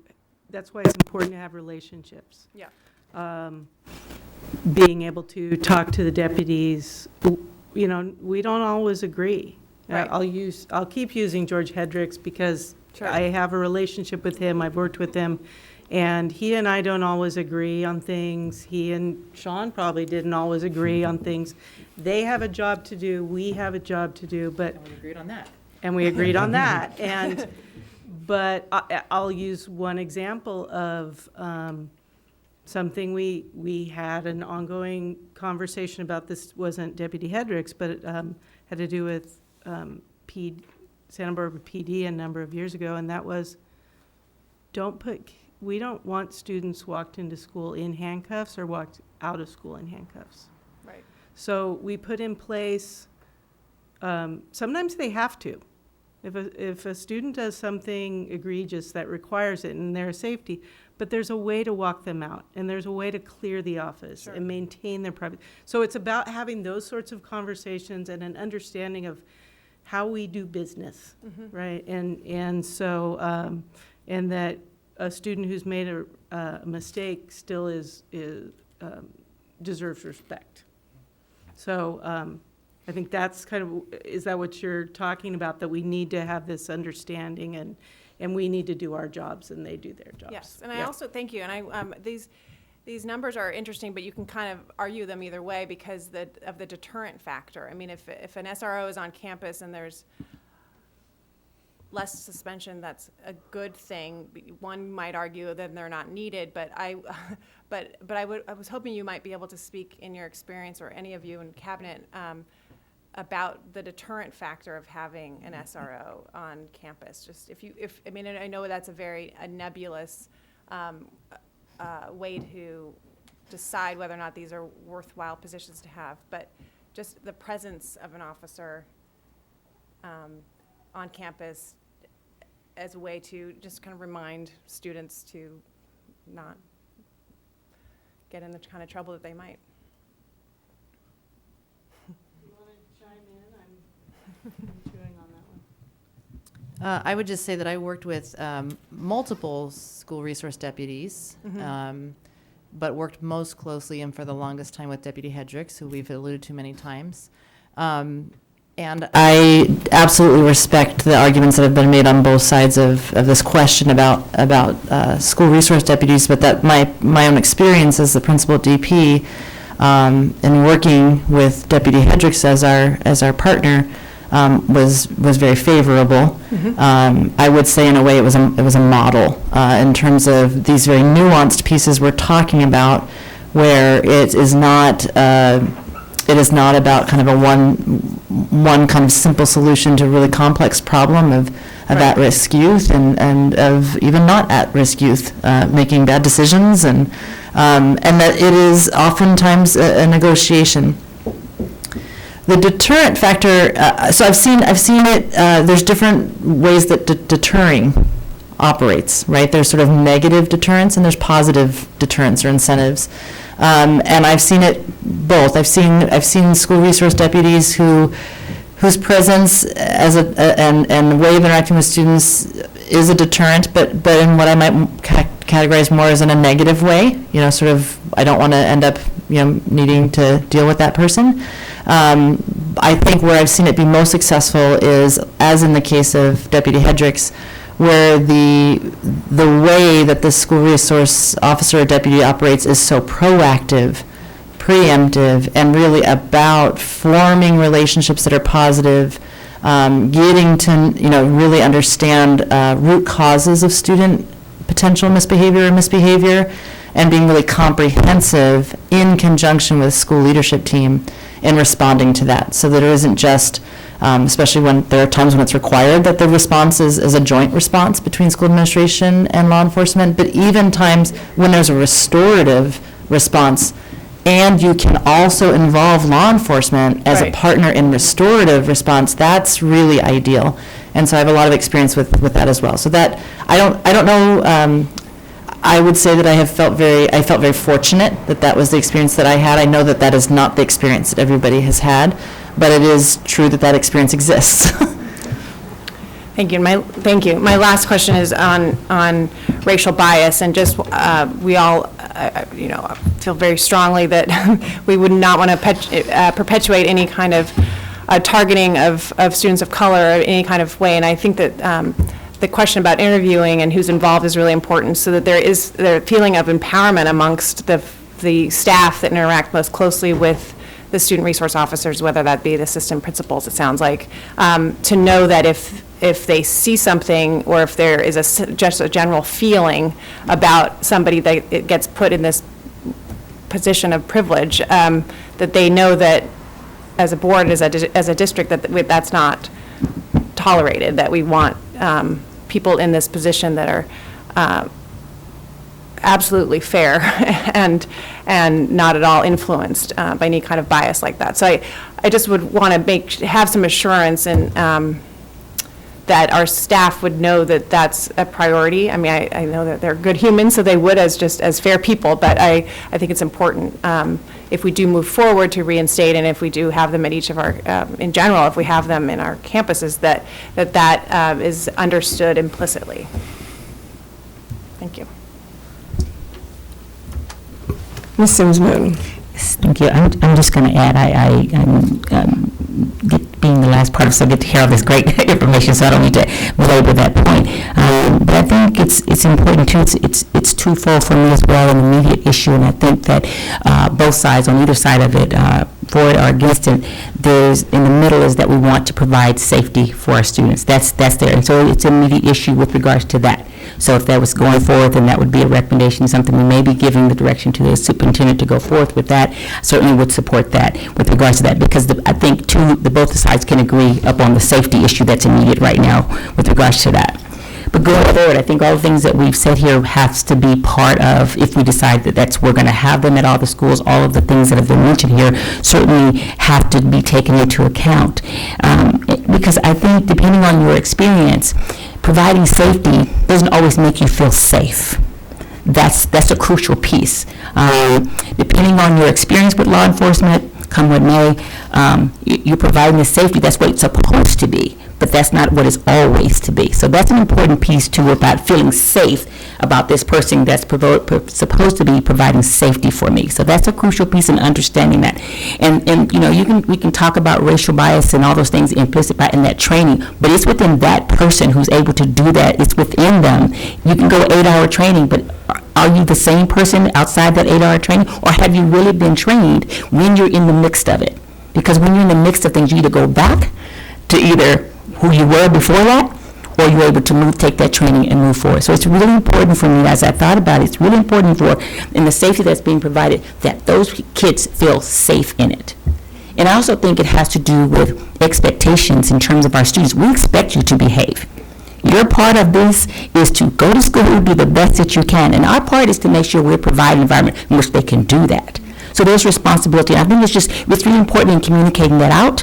Have conversations with our students that you're important in this, and you're important in making a difference too. And us as adults have to hold our own selves and look at our own selves and holding our children accountable for their behavior in terms of those pieces. So I think in order for this to hold work as we go forward, these are things that we have to do, we have to take into consideration. I would say in terms of when those kids are stepping on any of those campuses in this unified district, is that we expect you to be the best, and they should expect that they're going to have the best environment for them to do that. So thank you. Thank you. Well, I appreciate all of my board colleagues, all of your comments, and I'm going to make it a point, because I do have a tendency to go on and on, so I'm not going to do that. But I will just wanted to speak to Ms. Parker in terms of just letting you know, and I don't know if you know this, but Mr. Matsuoka and I did meet with Janet Wolf and the 2nd District Supervisor to really find out why and why can we not have support. We didn't get the response that we wanted, but that doesn't mean that we can't continue that process, and I think we should.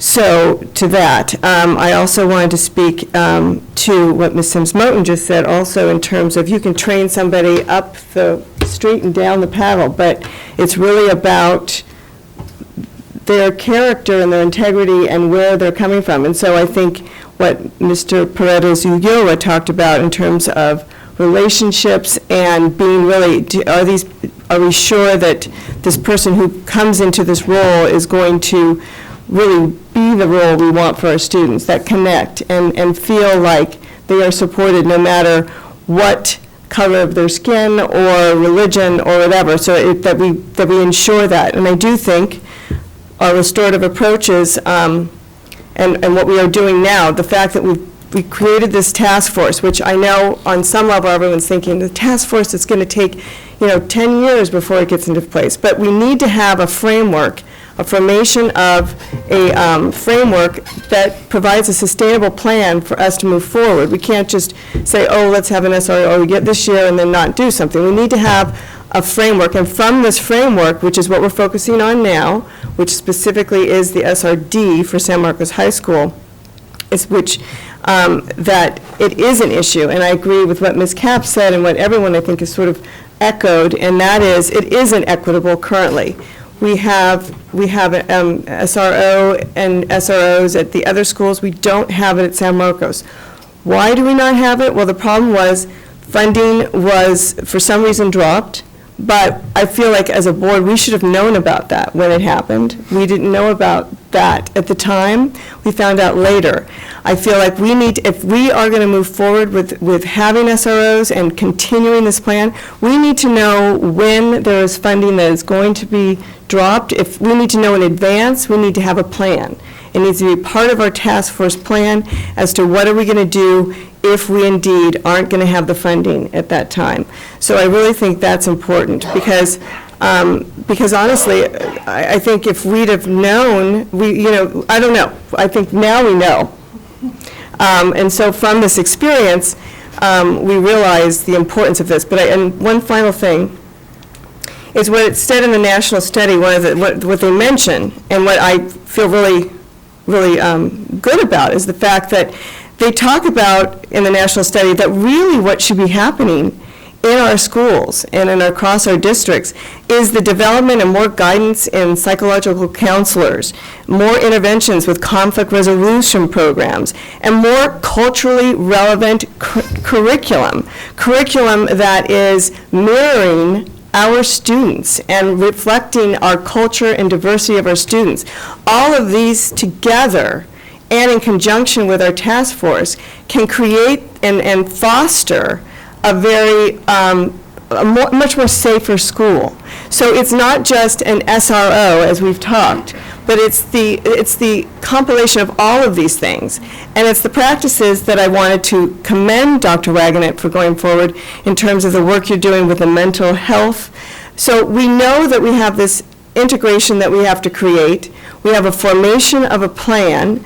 We have to continue to evolve it and not just say we're doing it, but we have to do it and do what we're saying, model it. But in my opinion, the question for the hour really is, do we support bringing an SRO, or in this case an SRD, to San Marcos for the remainder of the year if that's a possibility?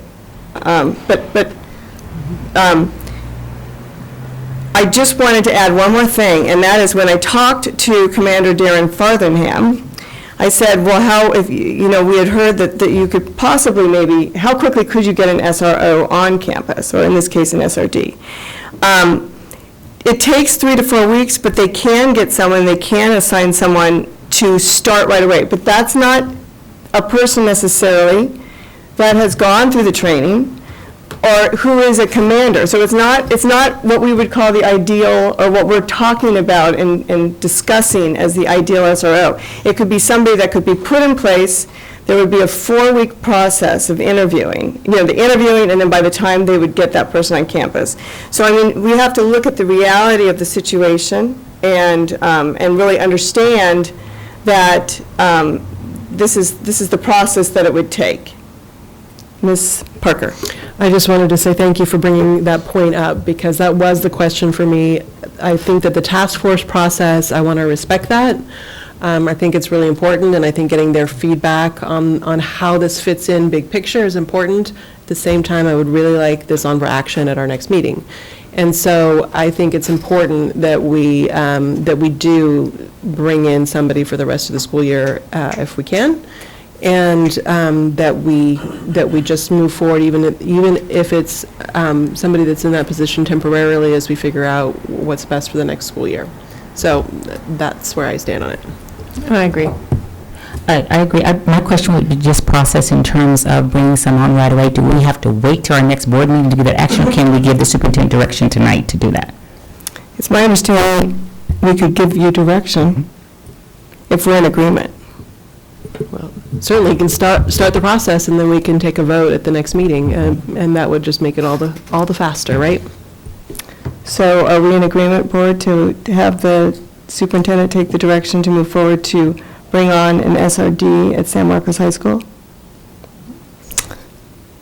There's your order. So when it's a report, I look for body language, and I saw unanimous. So yes, Commander Frothingham said that they could get somebody in place probably in days, with the understanding that it won't be a trained SRO yet.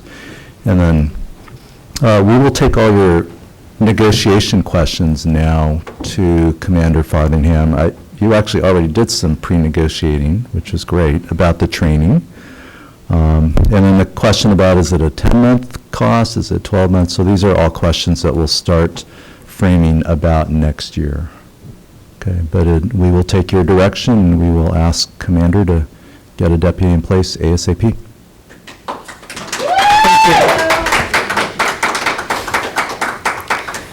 All right. Moving on to our next agenda, or actually our report discussion item, G2, update on Santa Barbara Community Academy. Mr. Matsuoka. So this is a report it's a progress report, but it also has some really important policy implications. And we have been monitoring with the board the enrollment at SBCA. And Mr. Rouse, if you can scroll down to, actually let me pause, go back up to the survey data.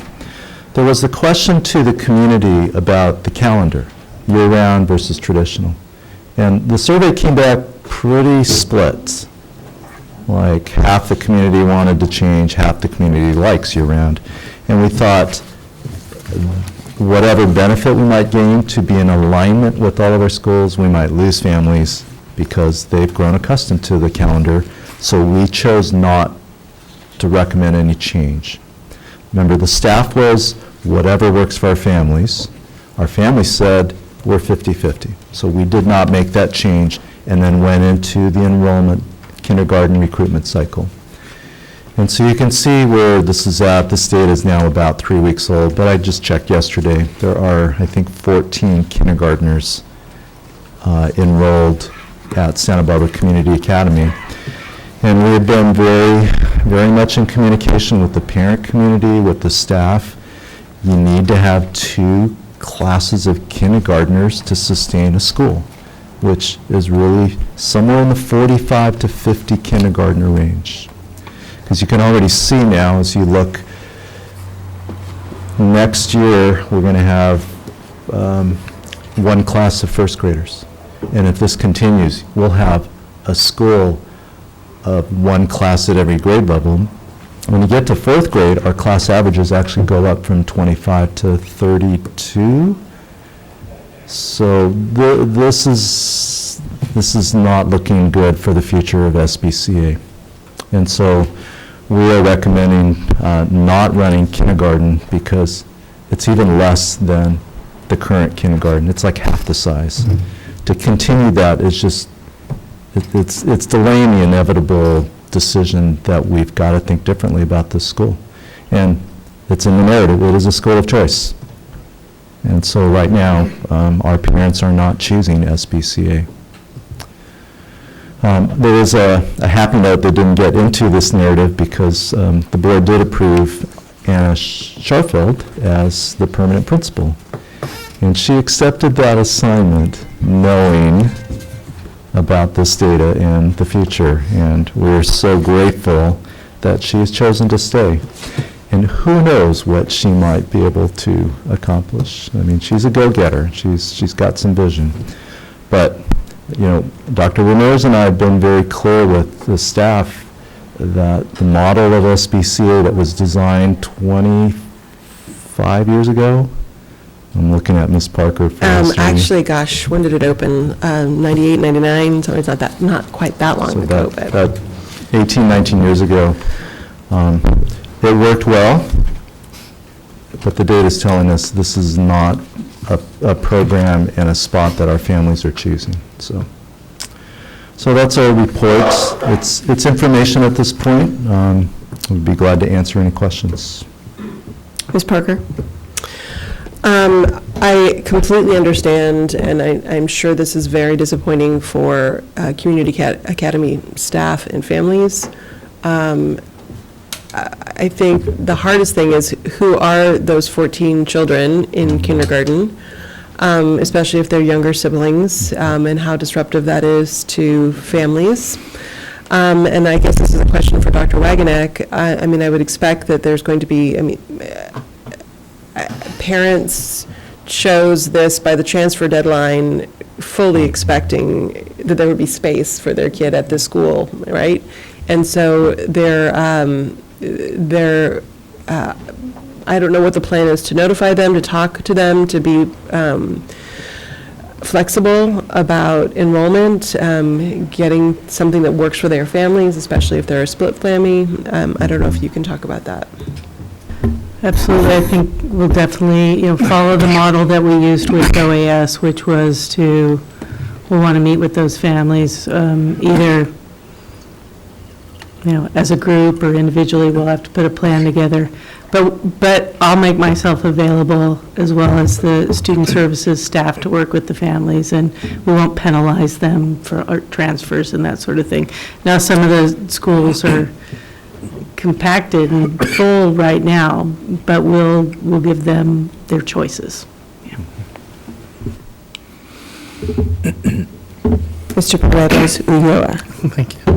I don't know if this is a question for Dr. Ramirez or not, but a few questions. Is there any thought around doing a survey, talking to potential incoming parents, and seeing if the year-round calendar is something that deterred them from signing up? And yes, we want to talk to the people that are SPCA now, but also we want to look towards the future about bringing in more people.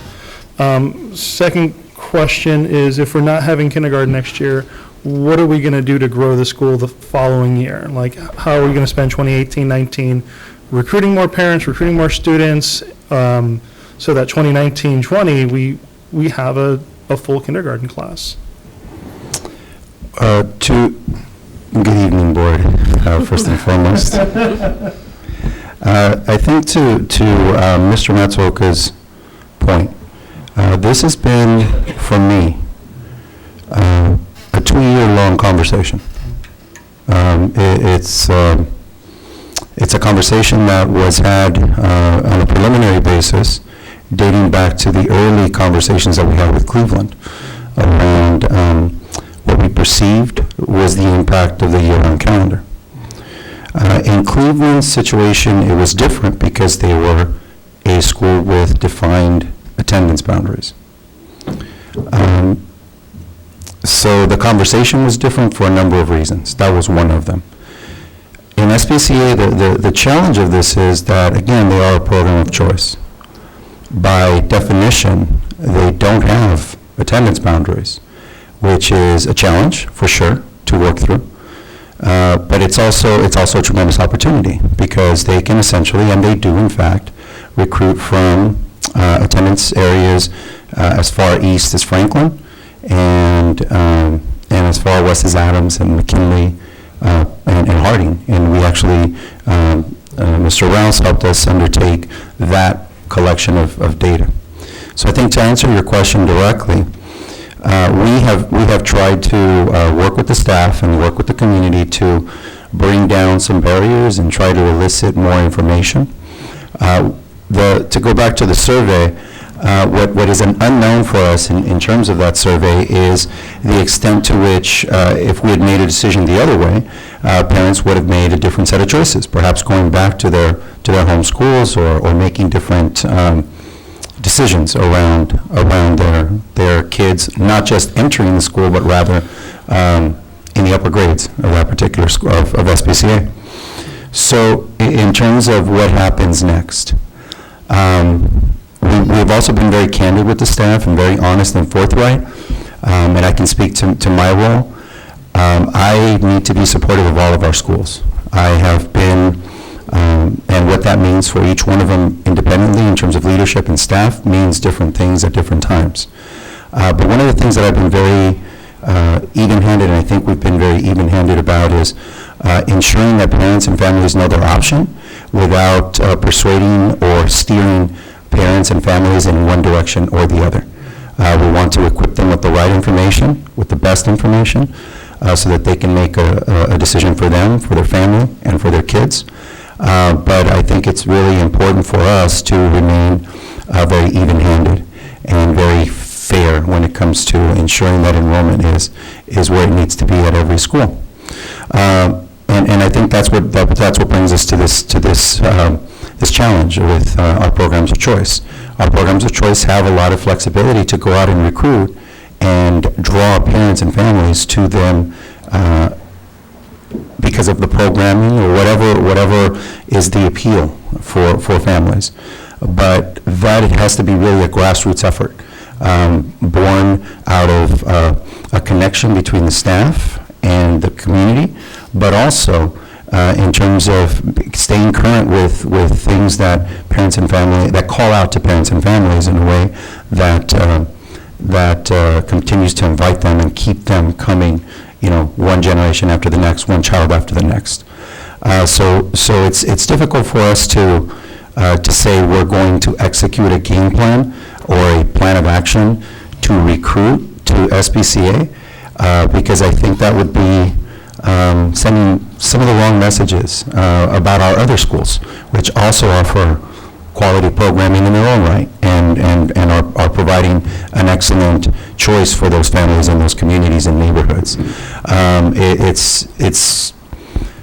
I feel it's a challenge for sure, and it's been difficult to have those conversations with staff, with families, and we've had those opportunities over the last year in particular. But I think it's also the most fair way of going about it. And I know that Mr. Matsuoka himself, about a year ago, had this very conversation about the importance of recruiting and retaining families in kindergarten, because they really become the lifeblood of the school for years thereafter. And what we find is once families make those choices come first, second grade, they're pretty much staying there for the long run, short of any major family or life changes. So, I hope that I'm answering your question in as honest and a forthright way.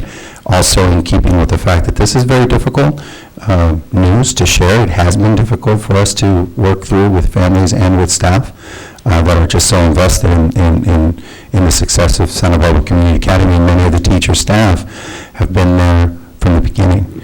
So they are a tight-knit group, and it's been really through trying to stay visible, vigilant, and supportive along the way. It was one of the reasons why securing Ms. Scharfeld as a principal was so important, because we wanted to ensure that they knew that we were going to put all of our best efforts to equipping them and staffing them in a way that would lend themselves to success. Mrs. Martin. Thank you. I just have a background question. So with regards to the school, what attracted families to that school in the first place? And then perhaps what changed to where the enrollment is, where we're at this point in the juncture of making a decision whether to close it or whatever. So what's changing in terms of that? It'd be difficult for me to point out any one thing, but let me try a few different scenarios and circumstances that may explain it.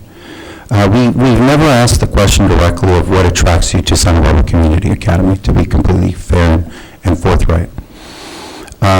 What came across in the commentary in this particular survey, which was more about the calendar, was is that parents come to us with a different set of reasons why they want to be there. For some, it's the proximity. The enrollment itself indicates a large cluster around the school. So naturally, the setting lends itself perfectly, and rather than go across the freeway to Adams or down to McKinley or Harding, they find that to be a great and appealing option. For some parents, it's also the consistency of having their children in the same building as their junior high kids. That came across as well. Believe it or not, for some parents, it is the uniforms and the fact that they wear uniforms. That becomes another point. And for some, the year-round schedule is something that they find appealing, either because of their understanding of continuous learning, which has its merits, or because it allows them more flexibility with just their life circumstances. And those are all things that came across anecdotally and that I've known to be true in my time engaging with that community. To the question of more broadly, we are experiencing a decline in enrollment in the district. And of course, it's going to hit, it has hit our elementaries a bit more disproportionately perhaps. So it's natural to assume that it's going to impact all of our schools, not necessarily only one of them all. So I think there's been a number of factors that have really come together. And the last one that I will cite is, the core knowledge program is something that has a lot of merits and value, but it's something that we've certainly discussed with the staff. To what extent is there a deep understanding of it from the parents and the population of parents that we serve there on a daily basis, so that becomes the driver for wanting to be there, right? As opposed to something that is further down the list of priorities. And that was an open question. It didn't come across nearly as much in this particular survey, but that's not to suggest that parents aren't conscious of it and aware of the programming as a core reason for their desire to be there. So just to come back to your question, I think it's been a variety of different factors that have come together and established changes or circumstances that have been felt now for multiple years. If you look at the trend line, this is the projection for 18-19, but if you just play it back, they're projected to have one classroom at 25 in first grade. And if you look at sixth grade, that's 41. This is a school that over the years has exceeded 250 enrollment. Only in this case, it's not leveling out, it's actually declining, and doing so rather precipitously. Because once you start going into grades 2 and 3 and backfilling with 12 or 15, you're going to soon find a school that is whose drop will be much more precipitous than the 235 would suggest. Thank you. So I appreciate all of that information. My question is, who was in the leadership position before Anna Scharfeld? Was it Joan Keynes who was actually leading both schools? No, it was Ms. Alicia Zavalla Santana. Okay. Who retired in October of 2017. Okay. So I'm just curious because I guess I just feel like I want to be an optimist, and that if you have a new leader, new leadership, fresh eyes, fresh perspective, and potentiality of really maybe tweaking and making some changes that could be a benefit and actually maybe create an opportunity for more people to want to come. I guess, is there any conversation with how she might do outreach or be a part of some sort of outreach before we decide that we're going to go down this path? That because she is a new leader, she is highly touted. What might we do to support her to bring that forward? Let me take that one. The staff asked me that question, can we redesign our school? And I responded with several layers to that question. What would it look like to you to recreate SBCA in a whole different design? And here's what they responded to during the negotiation process. They negotiated the continuation of core knowledge as a curricular framework as part of a negotiation settlement last fall. And I had to be honest with them. So if you talk about wanting to recreate your school, but you negotiated, it's the first time I've ever had a curricular framework negotiated in a union settlement that you wanted to stay in core knowledge. So which do you want? Do you want to maintain your past, or are you really open to the future? And what I'd have to see to entertain that question, because this is energy, this is resources when we have declining enrollment here, but we're going through a declining enrollment in our elementary program. So for us to invest energy into incubating a whole new school, I would need to see some commitment and passion from the staff. And what the dialogue that we've had, and Dr. Ramirez has been at it for 2.5 years. I joined in the last 1.5 years, core knowledge. That's our model. Well, that's only part of the dilemma, but I would say that's symbolic of what SBCA is struggling with.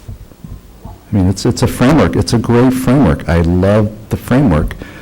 But when you see where our residents live, they're choosing SBCA because it's a local school. It's not because, they love core knowledge. I think the year-round calendar is attractive, but, we have some sustainability issues with that, especially as the school gets smaller. It's just getting harder and harder to have one school on a different HR calendar.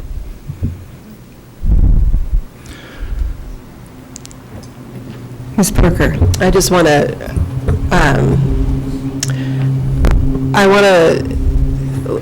connect this too with OAS, and essentially, I mean, we're watching the same process where parents decided not to go, and where we actually did a heck of a lot in the past to try to encourage more parents to go, including changing our interdistrict enrollment just for OAS, and it didn't work. And so what I'm appreciating is that the district is kind of in a process right now around a new school model that is going to be like something that is really positive and alternative coming out of the closure of OAS. I don't know that there's capacity for 2 of those, if you see what I'm saying. And so I'm kind of wondering if there's some way that we could include that as part of the discussion of, if these are families that wanted an alternative. Now, let me tell you, there probably couldn't be anything more different than OAS and Santa Barbara Community Academy, and so I don't know. But again, as you said, even with the Community Academy originally, it was originally housed here, where La Cuesta is. It was growing because it was a downtown school, and there was kind of a misperception that it was because of the programming, but so much of it becomes, who's the neighborhood. So it's a question to me, though. If they want something alternative that's different from their neighborhood school, I don't know if there could be some crossover and some cross-seeding. So that's just a question mark as we go forward with that process. To see if we could maybe include some alternatives for Community Academy families. Thank you. I guess, yes, because just on the heels of having to close OAS, I just feel like I want to make sure that we're really looking at all aspects and ensuring that we are doing our best to not have to close another school, I guess. So I'm just raising a little flag that says, is there, I sort of would like to find out what Anna Scharfeld has in mind, or what she's wanting to do, and what, and I guess see how enrollment, does or does not take off. If I could offer up a response, Dr. Wood, because I know that this is a challenging reality that we're facing. We just want to be very thoughtful, very honest, very transparent. I think Mr. Matoka alluded to all of those things. Independent independently of what I'm about to say, which is there's also, I believe, in a program of choice, there's an opportunity to think differently about how you recruit, how you brand yourself, how you market yourself, and it can be done, in my opinion, having worked for a charter management organization, it has to be done in a very grassroots effort. And it has to be done face-to-face, door-to-door, in the places where people inhabit, from the local places of worship to where they congregate on the weekends. But it has to be a collective effort, one where parents at the school, who are going to become your biggest allies and advocates, are going to pull in their friends, their neighbors, their family. I've been a part of those efforts, and if I could offer that up to Ms. Scharfeld to help make them feel like they have a path forward, I would do so. But I would also echo what Mr. Matsuoka indicated, that if we're talking about a rebrand, then I think we really need to think long and hard about everything being put on the table. And again, that willingness wasn't there at the time, and I think it does speak to some of the realities that we're now facing. So Ms. Scharfeld, we had a lot of very honest conversations over the last few months. She's done an incredible job connecting with the staff, providing a lot of energy, a lot of expertise, and she's been incredibly well received, which I think is another one of the reasons why Mr. Matsuoka and we as staff felt so comfortable and confident putting that recommendation, why he put that forward to you, all of you. So we want to see her succeed, of course. We want to support the staff, and more importantly, we want to support all those kids that will continue to be students from the foreseeable future. But this is understandably where we are, and I know it's difficult, but it's also the reality that we need to just try to work through. So is there a possibility of getting some updates, not, sooner than later? I mean, just so giving us some process so that we can hear and understand where we are, and I'm not sure what that process would look like, because I'm not sure what, benchmarks you would be looking for, but I feel like it would be really important for us to have an understanding of what is going on in the process as we go forward, so that we're not just suddenly handed something. Well, there's a question behind that, because if you want us to respond with what's the process, if you're asking us to invest cabinet energy, district office energy to redesign a school and support a school from a distance, I mean, I will echo Dr. Ramirez's comment. A school of choice has got to build itself at the community level, not in this room.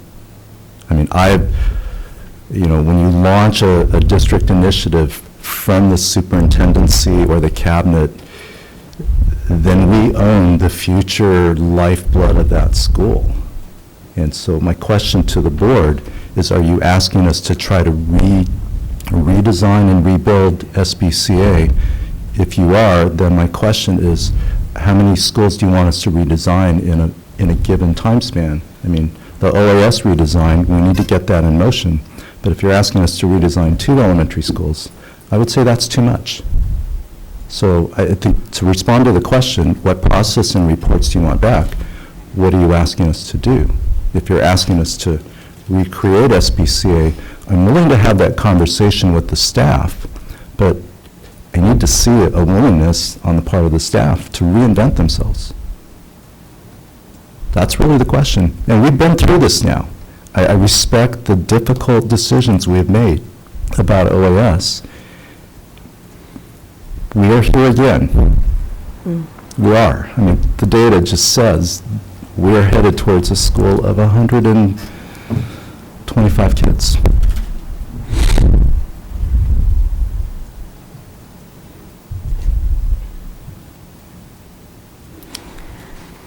Well, I think it's very difficult, to say the least. And I guess what I meant by process, I didn't mean by redesigning the school. What I meant is just to keep us with updates as to where how is it working with Ms. Scharfeld, and where is the trend continuing, or is for some reason something has changed? I mean, just to keep us, I guess, in the loop with that knowledge, as opposed to, 6-9 months from now, this is it. I mean, I just feel like I would like to have some transparency of that. Okay, yeah, we absolutely can commit to updates about, first of all, what will happen to the overall enrollment once we inform the kinder families that we're not going to run kinder. We know that there's going to be a bit of a ripple effect into the upper grades. And so we'll give you an update after we've placed all of those families. And then we need to check enrollment when we open school and see how that's doing. Okay. So we will be glad to provide timely updates about how SBCA is doing, including the instructional program under Ms. Scharfeld. Thank you. So moving forward, we have, let's see, G3, first semester attendance report.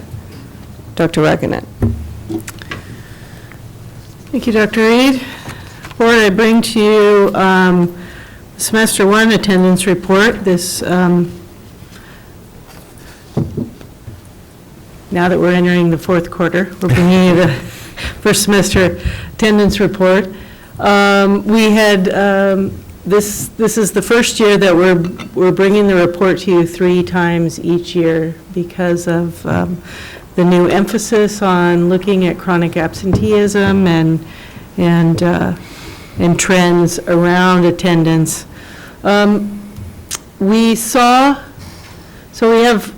We'll always be reporting 3 years of data to you. The good news is that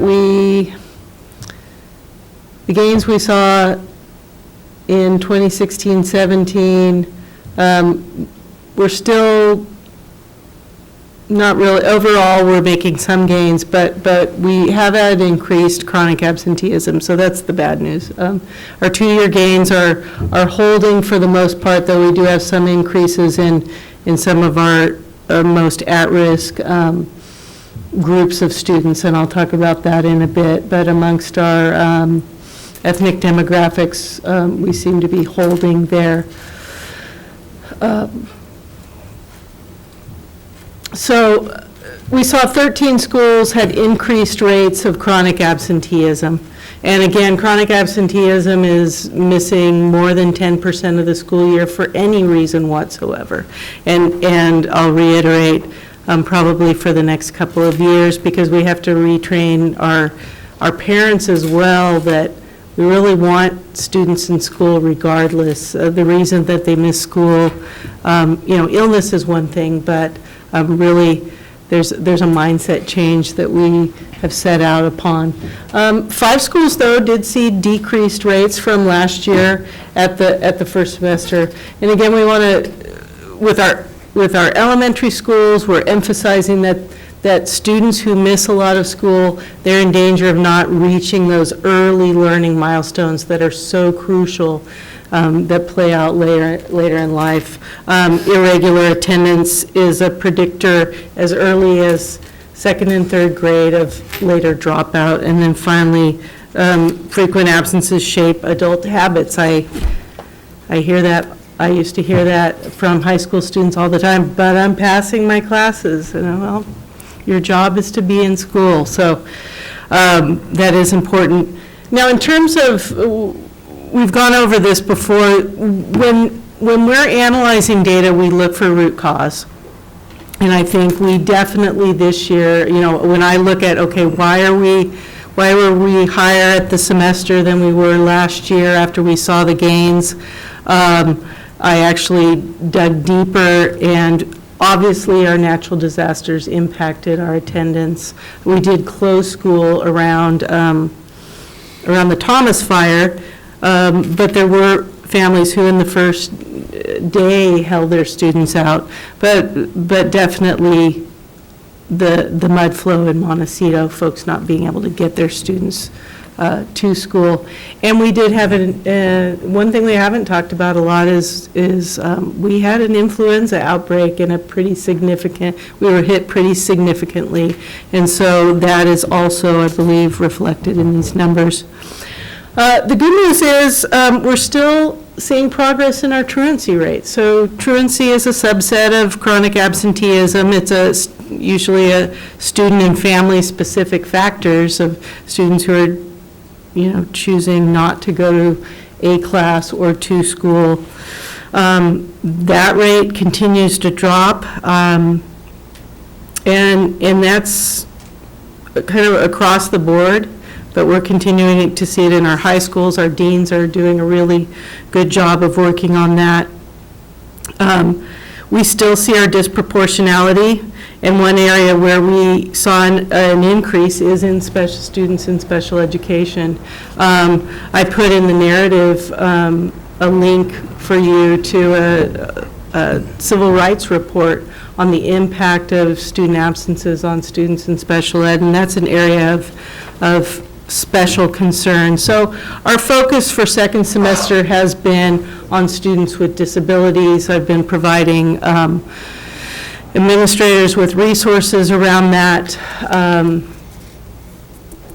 We also are focusing on our junior high use of the district attorney class program. That's the SARB process, and really working with our district attorney colleagues to work with families and students to make sure that students are in school. And then finally, we continue to assist our school sites in the analysis of attendance data. They do that through A2A, Attention to Attendance database, but also ARIES Analytics and our school dashboards. So with that, I will open it up for questions and discussion. Ms. Parker? Well, I appreciated you talking about the community-specific factors, because that was my question. Probably all of our questions is like, okay, how much of this is about Thomas Fire, debris flow, how reliable is the first semester data? So the first semester ended January 19th. And then also, I actually had completely forgotten about the flu. So that was good to know. And I hope that we see better numbers for the chronic absenteeism in the second semester. But I appreciate the work that's going on. I appreciate the continuing focus on the truancy issue, and that's going slowly, but in the right direction. So that's it. Thank you. Ms. Sims-Martin? Can you tell me what classes, is it an acronym? It's an acronym, and we always just call it the DA Truancy Program. So I should know that, and it's almost my bedtime, so. Yeah, I get that. I was just going to ask, was that related to, so it's truancy? It's okay. Yes. Okay. It's truancy. Well, it's attendance, actually. Yeah. All right, thank you. All right. So now our G4, discussion of new courses. Ms. Carey. I don't think so. Good evening, board members. I think we've been given a very generous allotment of time here on the agenda for this item, but know that you will have an ample opportunity to ask any questions you may have. And I'll at least take advantage of the opportunity that there is to just remind you of a little bit of the long arc. Last spring, I first talked to most of you who were newer board members at that time about this, kind of annual process that happens usually in the spring, not always, of new course approvals. At that time, if you might remember, it was culinary classes. Our culinary teachers had really normed a lot of their course content and teaching approaches, and I had said to you last year that I would always be bringing you more of these every spring. So I'm doing that now, and I also want you to know that even as I'm sitting here preparing for this presentation, more have come in to my inbox that needs some review, and that means that there'll be probably more of these types of reports to you and requests for action in the board meetings ahead this spring. On that note, I wanted to highlight a couple of things and then actually address the courses themselves.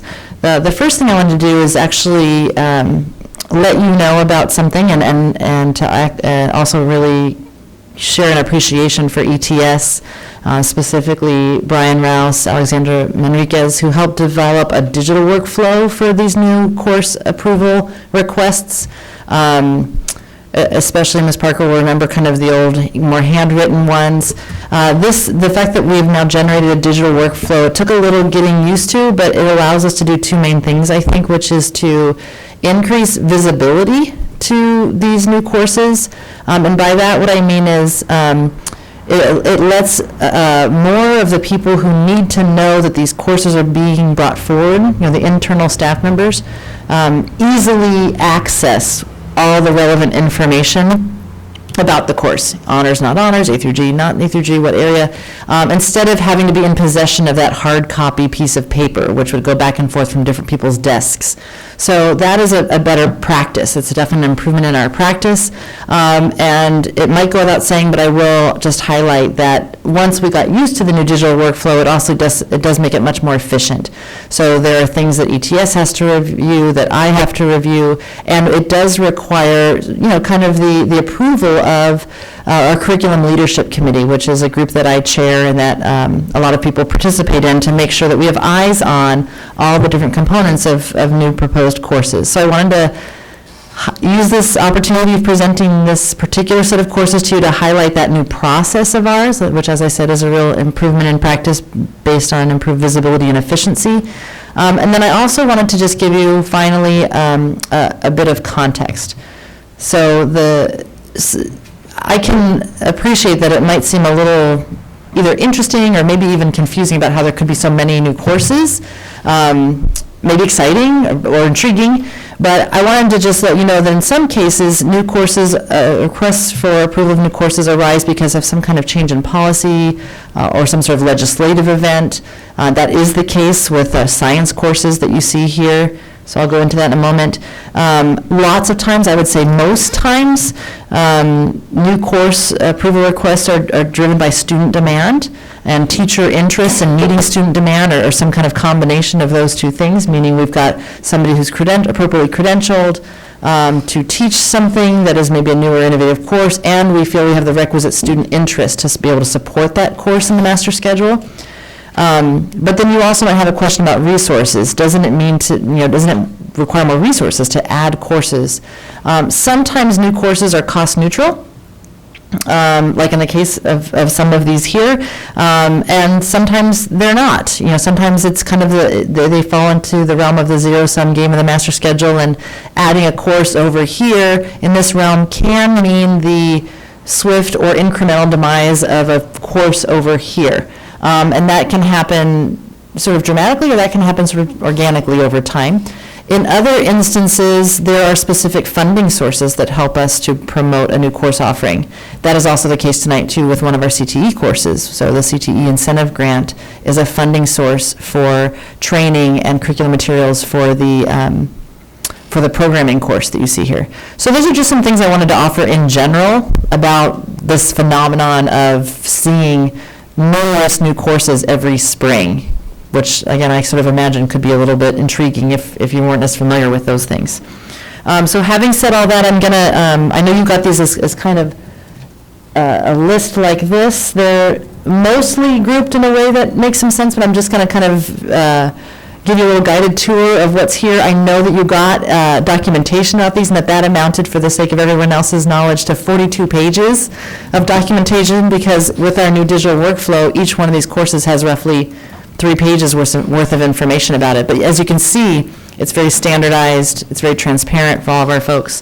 The first grouping of courses would be the science courses that we have upgraded to be reflective of NGSS. So we have been historically offering physics and chemistry and biology, and in those situations where we have academy-specific versions of those courses, such as what you see here for chemistry MAD, both the college prep level and the honors level, because we have redesigned our science courses, we needed to submit to you for board approval those new course descriptions, which will be featured in our course catalog. Some of the naming conventions here are shortened. Part of that is because for practical reasons they have to be to fit into certain kinds of transcripting norms and things that we have. But the full course titles are really intriguing and important to me when it comes to these science courses. For example, biology, the living earth, physics in the universe, chemistry in the earth system.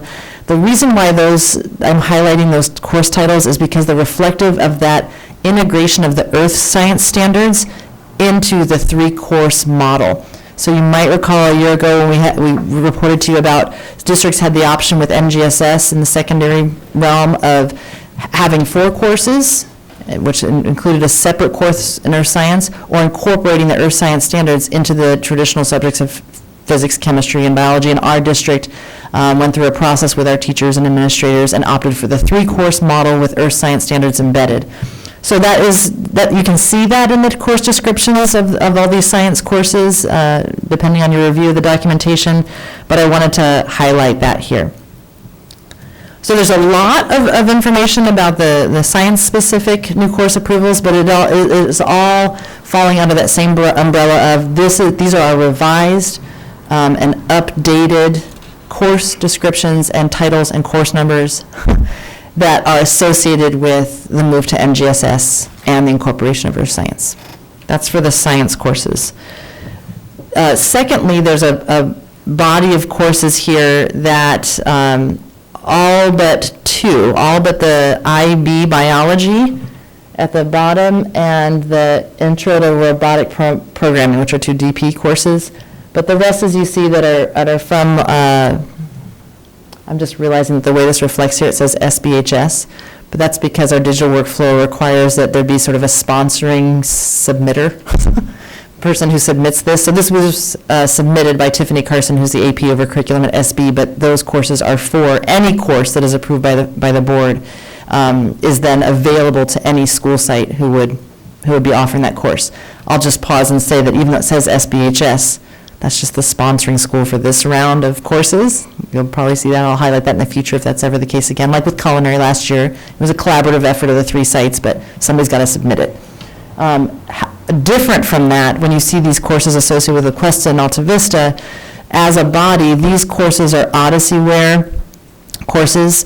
So they're cost neutral in the sense that we already have licenses for Odyssey-ware. The rationale for adding these course offerings and for seeking your approval of them is to be able to afford more elective options for students in alternative education settings, which have been, that's been a challenge in past years of having enough, diverse kinds of elective offerings that students demonstrate interest in.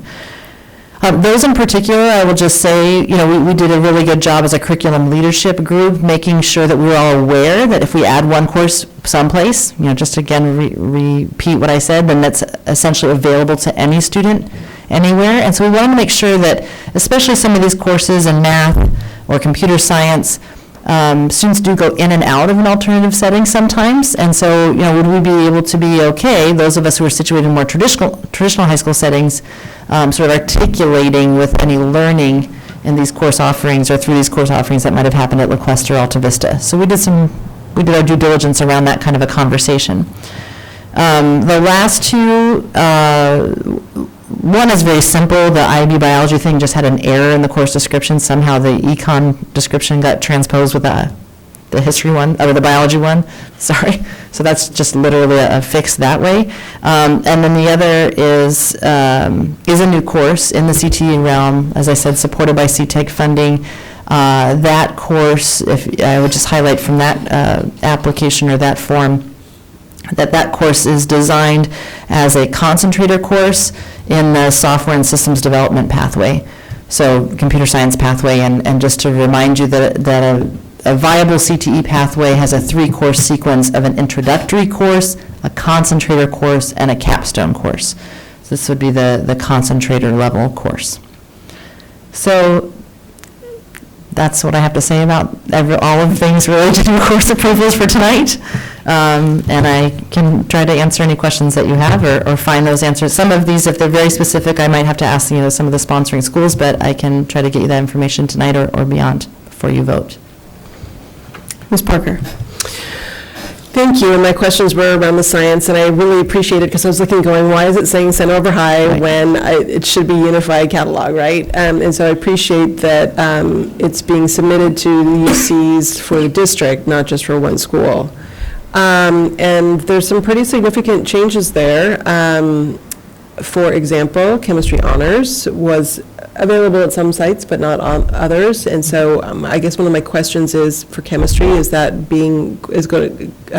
honors chemistry going to be offered at Dos Pueblos, for example? Do you want me to answer that question now? Sure. Are you familiar there won't be any change to what is currently offered this school year. In other words, because we're making this change, that will not change sort of the number of levels of a particular course that schools were already accustomed to providing. Mm-hmm. So in the case of DP, 2 levels of chemistry. In the case of Santa Barbara High, 3. But there is a nuance there. I don't know if you're familiar with the nuance, which is at DP, it's only honors chemistry.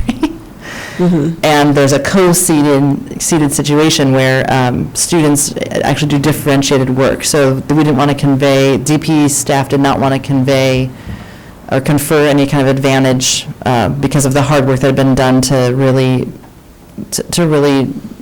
just produce a lot more equitable kind of access to rigorous coursework.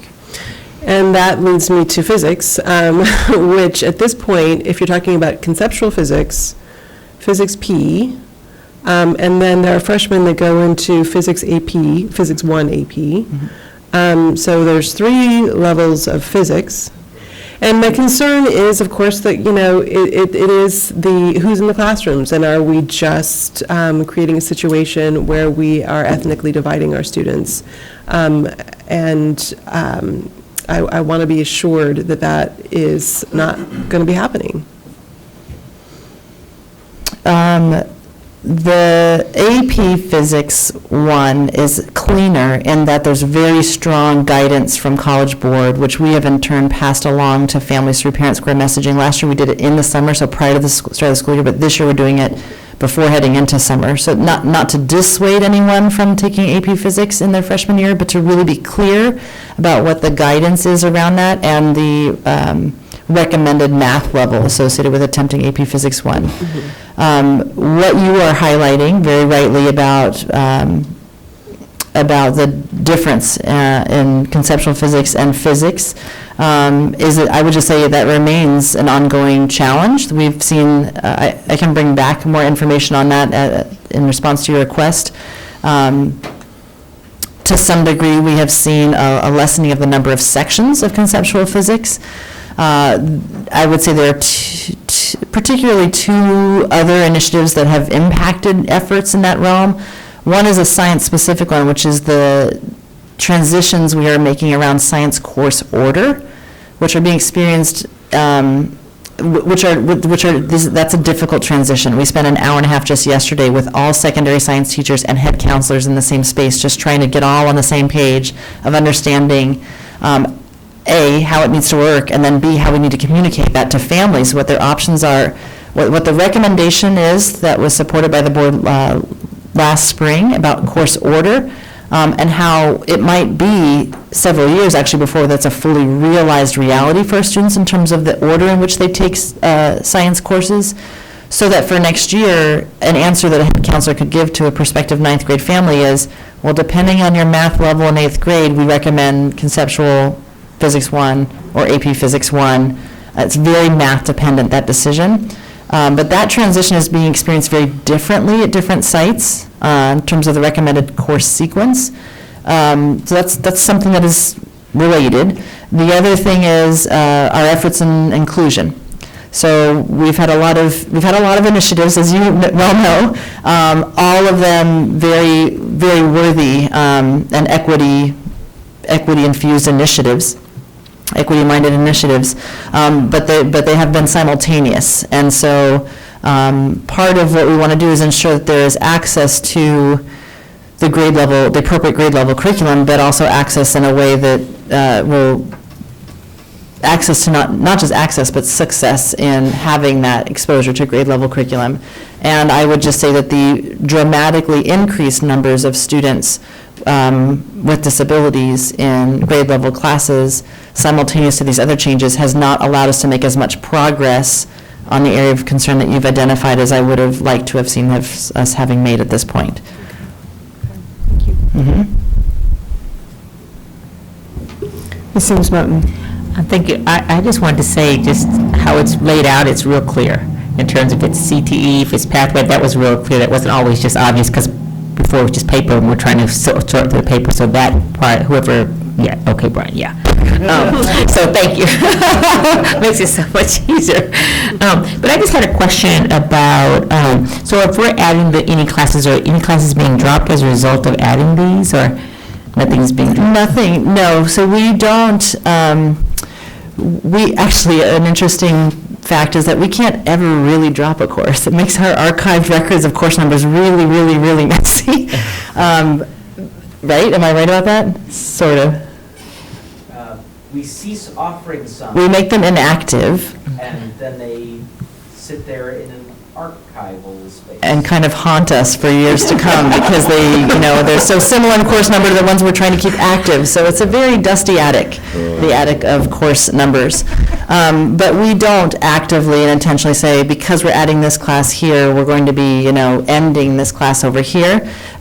Sometimes, especially if there's an outside funding source, even if that is an initial phase of a course, it has very little impact on, say, a master schedule. If there's not an external funding source, it can have, as I mentioned earlier, either a more immediate or a kind of incremental impact of, classes like home ec, which there's still a lot of value, I think, in classes like that, especially redesigned, reimagined ones. Mm-hmm. But those are the kinds of classes that over time faded. Certain kinds of computer hardware repair classes or other kinds of things like that have become obsolete as other new interests or technologies or legislation or policy has come about. So it kind of happens organically. Okay, so that just kind of leads me to the next question. So if we're adding courses that are funded by an outside funding source, mm-hmm. so how do we sustain it beyond that funding source? Mm-hmm. So that's an excellent question. We're not necessarily funding, in this case, of the Intro to Robotics Programming, we're not funding the teacher salary. So in essence, we're not funding that section of the master schedule. What's being funded there is the training, is the curriculum materials, so kind of the startup costs, if you will, and then really, as I said, kind of in the overview, because of the new college career readiness indicator and the new emphasis on completion of a CTE pathway being one of the actually really accessible means for demonstrating career college readiness, we believe and are planning appropriately to accommodate increased student interest in not just taking a CTE class, but actually really committing to a CTE pathway. So this particular example is indicative of that movement that is kind of taking place all around us and across several of our pathways and across the state. So I think I would predict that kind of a class, the outside funding there is kind of the startup costs, but once it's running, it will find its niche in the master schedule or not. Right, it will either survive that or not, and other things, if it does survive and thrive, will have to reinvent themselves, or die. It is kind of that thing with master schedules, especially in a district like ours, where we really believe that student choice is a primary driver even of what students ultimately select and experience. There is that dynamic at work. Mr. Paredes Ulloa. I know it's almost everyone's bedtime, so I'll make this short. I'm really jiving on those La Quest Alta Vista classes. Those are just awesome. When I read the description, I'm like, where was that when I was in school? Because I still need some of this stuff. That's a Dr. Simmons. Kudos to Dr. Simmons. Yes, no, absolutely. I wish he was here. But one question about the Odyssey Ware. So it's online, but is there any in-person support? Is it just like an online class you would take at like CC or somewhere else? I'm just curious about what kind of supports are built into this, or are we just kind of going, here, go online? Yeah, I can see Dr. Wagnick in my peripheral vision able to comment on that, probably just from her direct experience better than I can. I would imagine too that, I mean, just what I know about how La Cuesta Alta Vista within the last year has redesigned their way of interfacing with students and mentoring their progress. It isn't just Odysseyware, right? At this point, the bulk of student learning at La Cuesta, for example, happens in at least a blended fashion, if not fully, through personalized learning online. So I know that students are getting good progress monitoring and check-ins with their teachers in the La Cuesta setting. I think your question is really pertinent for the Alta Vista setting. Do you have any visibility to that, Dr. Wagnick? When Odyssey was brought in, we intentionally made it so that students have to, you can lock and unlock parts of it. And so what we did was we locked certain pieces of it, and I know Dr. Simmons has continued that, where they have to check in with teachers. Teachers are monitoring the completion of their work. Their teacher actually grades their assignments. So it's not that there's someone off 500 miles away who's the teacher who's doing the grading. It's actually, at Alta Vista, it would be their actual teacher that they're assigned to, same at La Cuesta. I just realized that not everybody may know that Dr. Wagnick was formerly the principal at La Cuesta when the Odyssey was brought in, which is why I happen to have this local expert right here. Thank you. You've worked at a lot of places. All right. Well, that was very comprehensive. Thank you. All right. Well, I figured more are going to be coming your way, so I might as well explain a lot about how these things work. So we just have a few more to go. Let's move on to number 5, first reading and discussion of Exhibit 5132, dress and grooming, dress code policy. Dr. Wagnick. Thank you, Dr. Reed.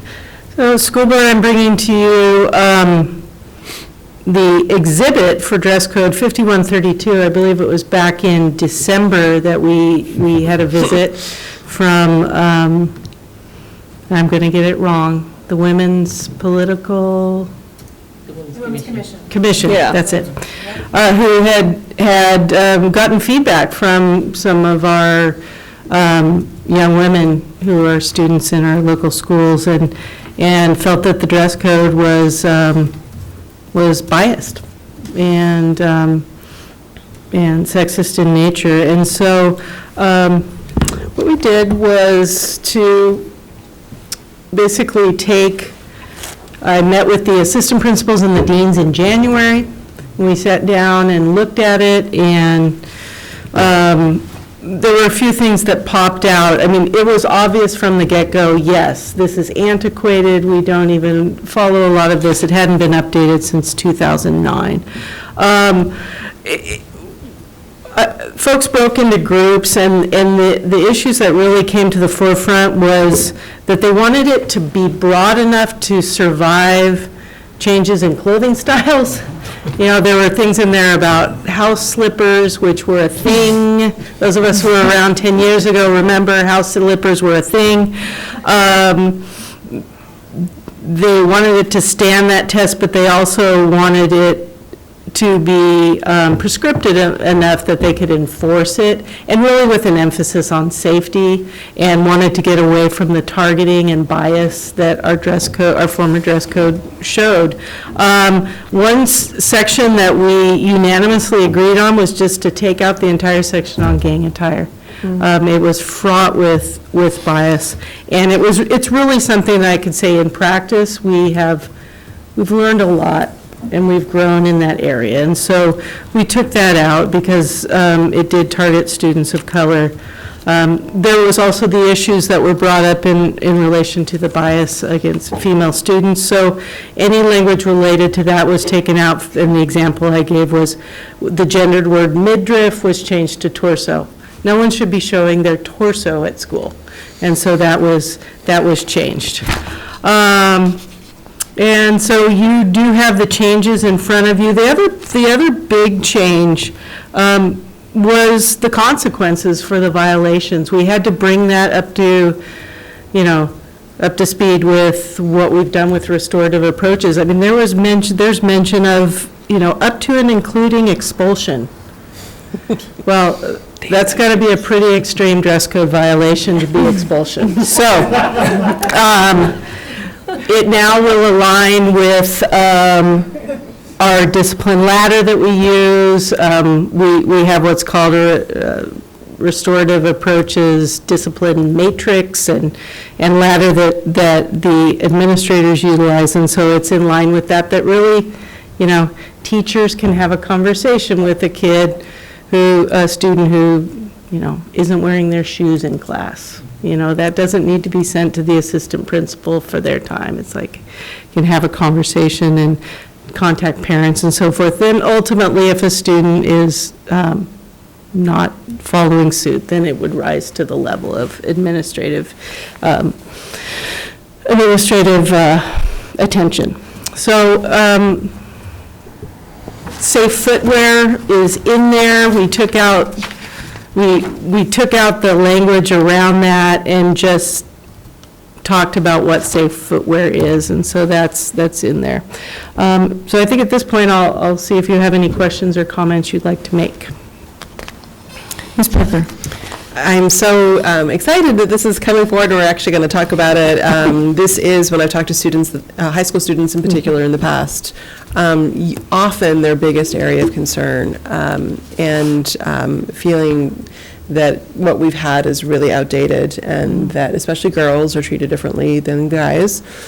And I'm remembering a student streaker not that long ago. I'm thinking now their defense is going to be, it was the first offense of the dress code, but never mind. The one thing that I would say, I really appreciate the process, and I think the language is great.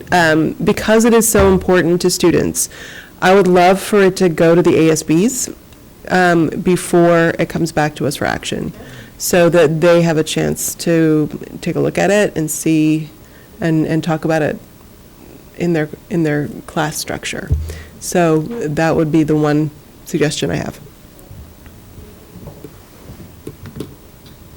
I just wanted to say thanks. It's wonderful that the Women's Commission was here and you acted so quickly, so thank you for taking this seriously. Mr. Paredes, Ulloa.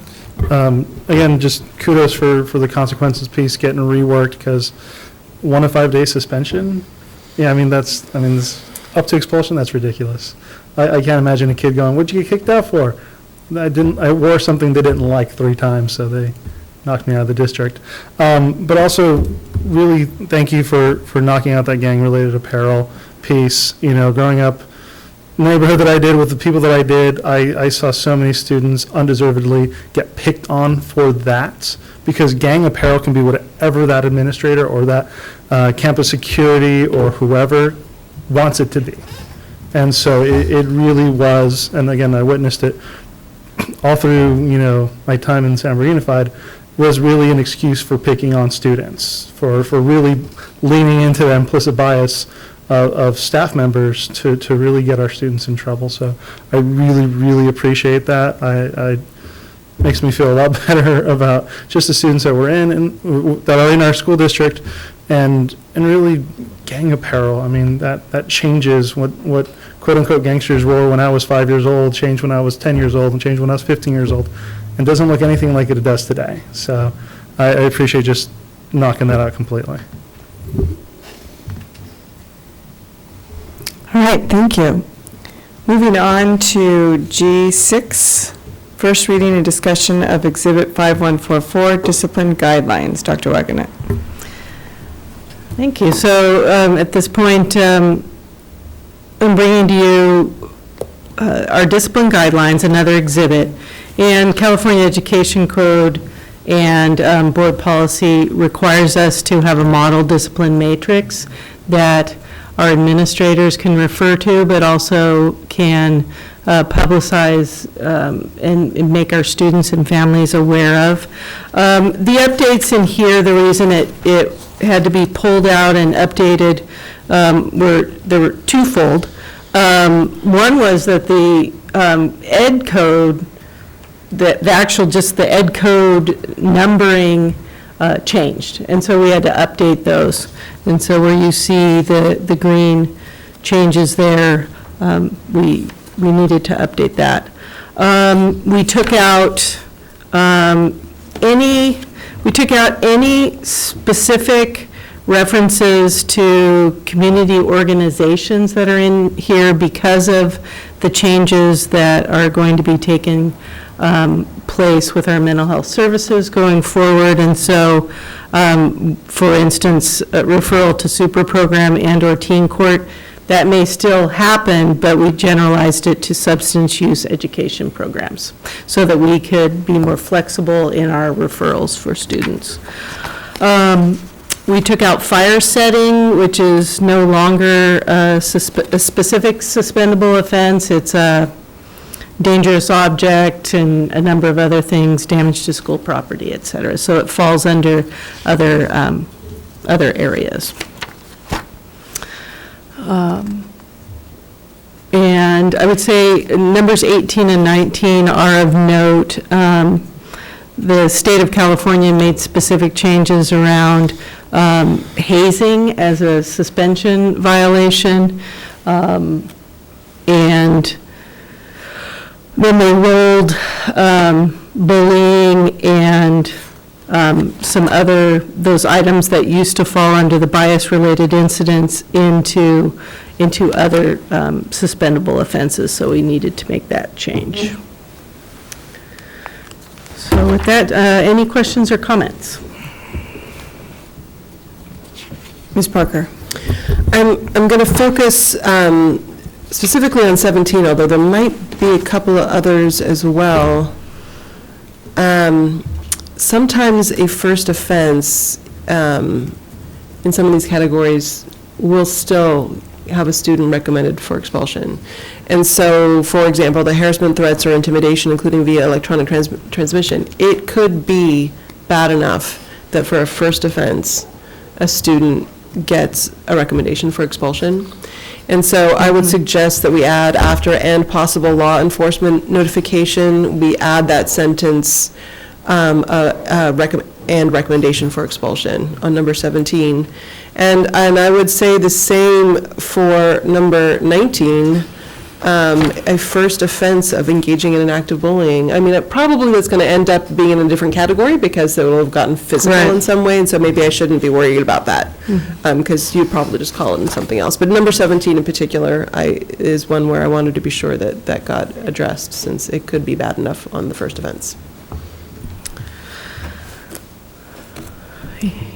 So what I'm, and I hear what I hear what you're saying. With this, we don't ever want a family, a parent to be able to come back and say, well, it didn't say that you could expel there.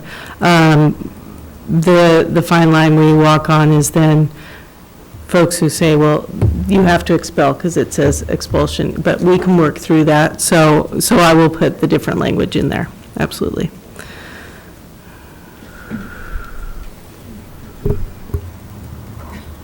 So I didn't say this on the last one because you had mentioned, Ms. Parker, on item number 5, that you wanted it to go to the students, ASB students, before it came to us for action. But for this one, are we ready for this to become an action item? Are we in agreement with that? Okay. So moving forward, we'll move to item 7. First reading and discussion of BP 6144, controversial issues. Mr. Matsuoka. We actually put this into a board agenda, it was quite a while ago, in light of, we just have controversial issues showing up often. And if you notice, it's really a reorganization and updating of language. I think it reads better. I like the sort of the numbering of it. And really the guidance to our staff about maintaining a balanced perspective in classrooms. I also appreciated protecting minority student voices on controversial topics. Like the protest about, school safety. There are students and families who believe in the Second Amendment as it's implemented, and we have to respect all sides. So I like the reorganization, and also it's now referencing updates of board policy that CSBA has sprinkled throughout all the series. So do you have any input about language? See anything in there that you would like to amend? I don't have recommendations for language because I think it looks good. I do have recommendations for accessibility because I feel like teachers don't know that this policy exists until they're in trouble. And this is one where really, to protect themselves, they should have it in their desk drawer. They should just have it front and center. And I feel like a lot of times our teachers don't know about any of our policies, but this one in particular is one that, gosh, I would hate to feel like it just that, they stepped into something that caused a huge ruckus, and they don't have any protection because they didn't follow the board policy on it. I really appreciate that request, knowing how high school teachers, live busy lives, and also the demands of our, our principals to educate their staffs about all kinds of things. But we'll have to figure out a good way to get this, just gently woven into PD.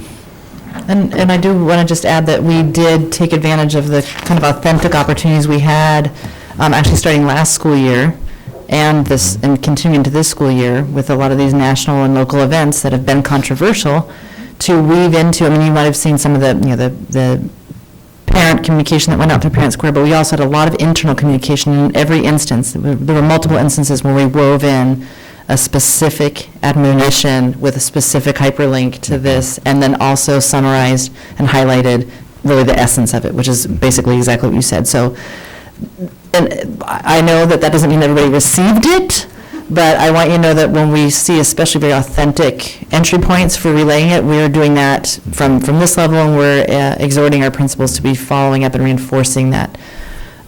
So yeah, I appreciate that input. Yeah, there's been quite a few teachable moments, I would say, in the last year.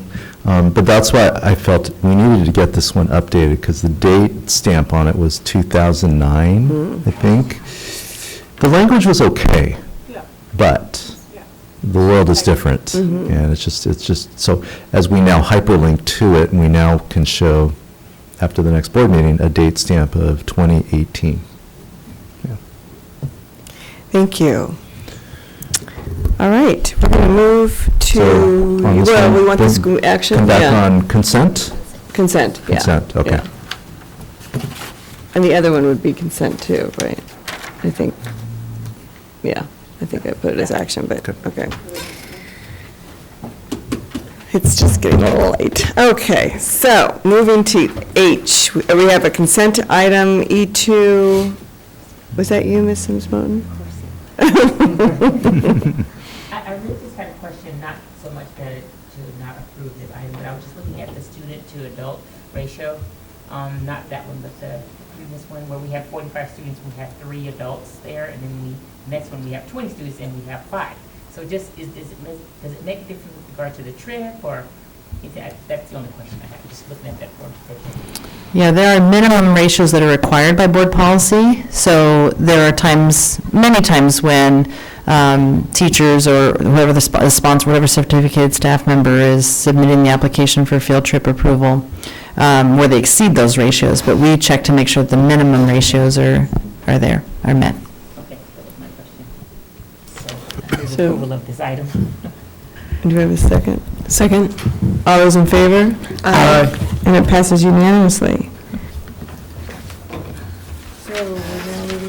To coming events. Anyone? I guess I have one. It's the Cumber Foundation. And I guess this is going to be on April 28th, so I could have talked about it next time, but it's the Cumber Junior High School, Saturday, April 28th at 11 a.m., sponsored by the foundation, and there's going to be a whole sort of groundbreaking ribbon cutting ceremony for the new grounds. So beautification project at La Cumbre. So jot that down on your calendars.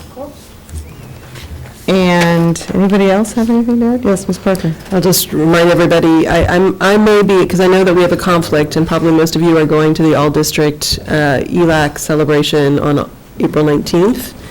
And I will be heading up to North County to the County School Boards Association presentation with Monique Limon. But that is April 19th, and obviously we don't have a regular meeting until April 24th, so I just want to point that out. All right. Moving forward, any future agenda items?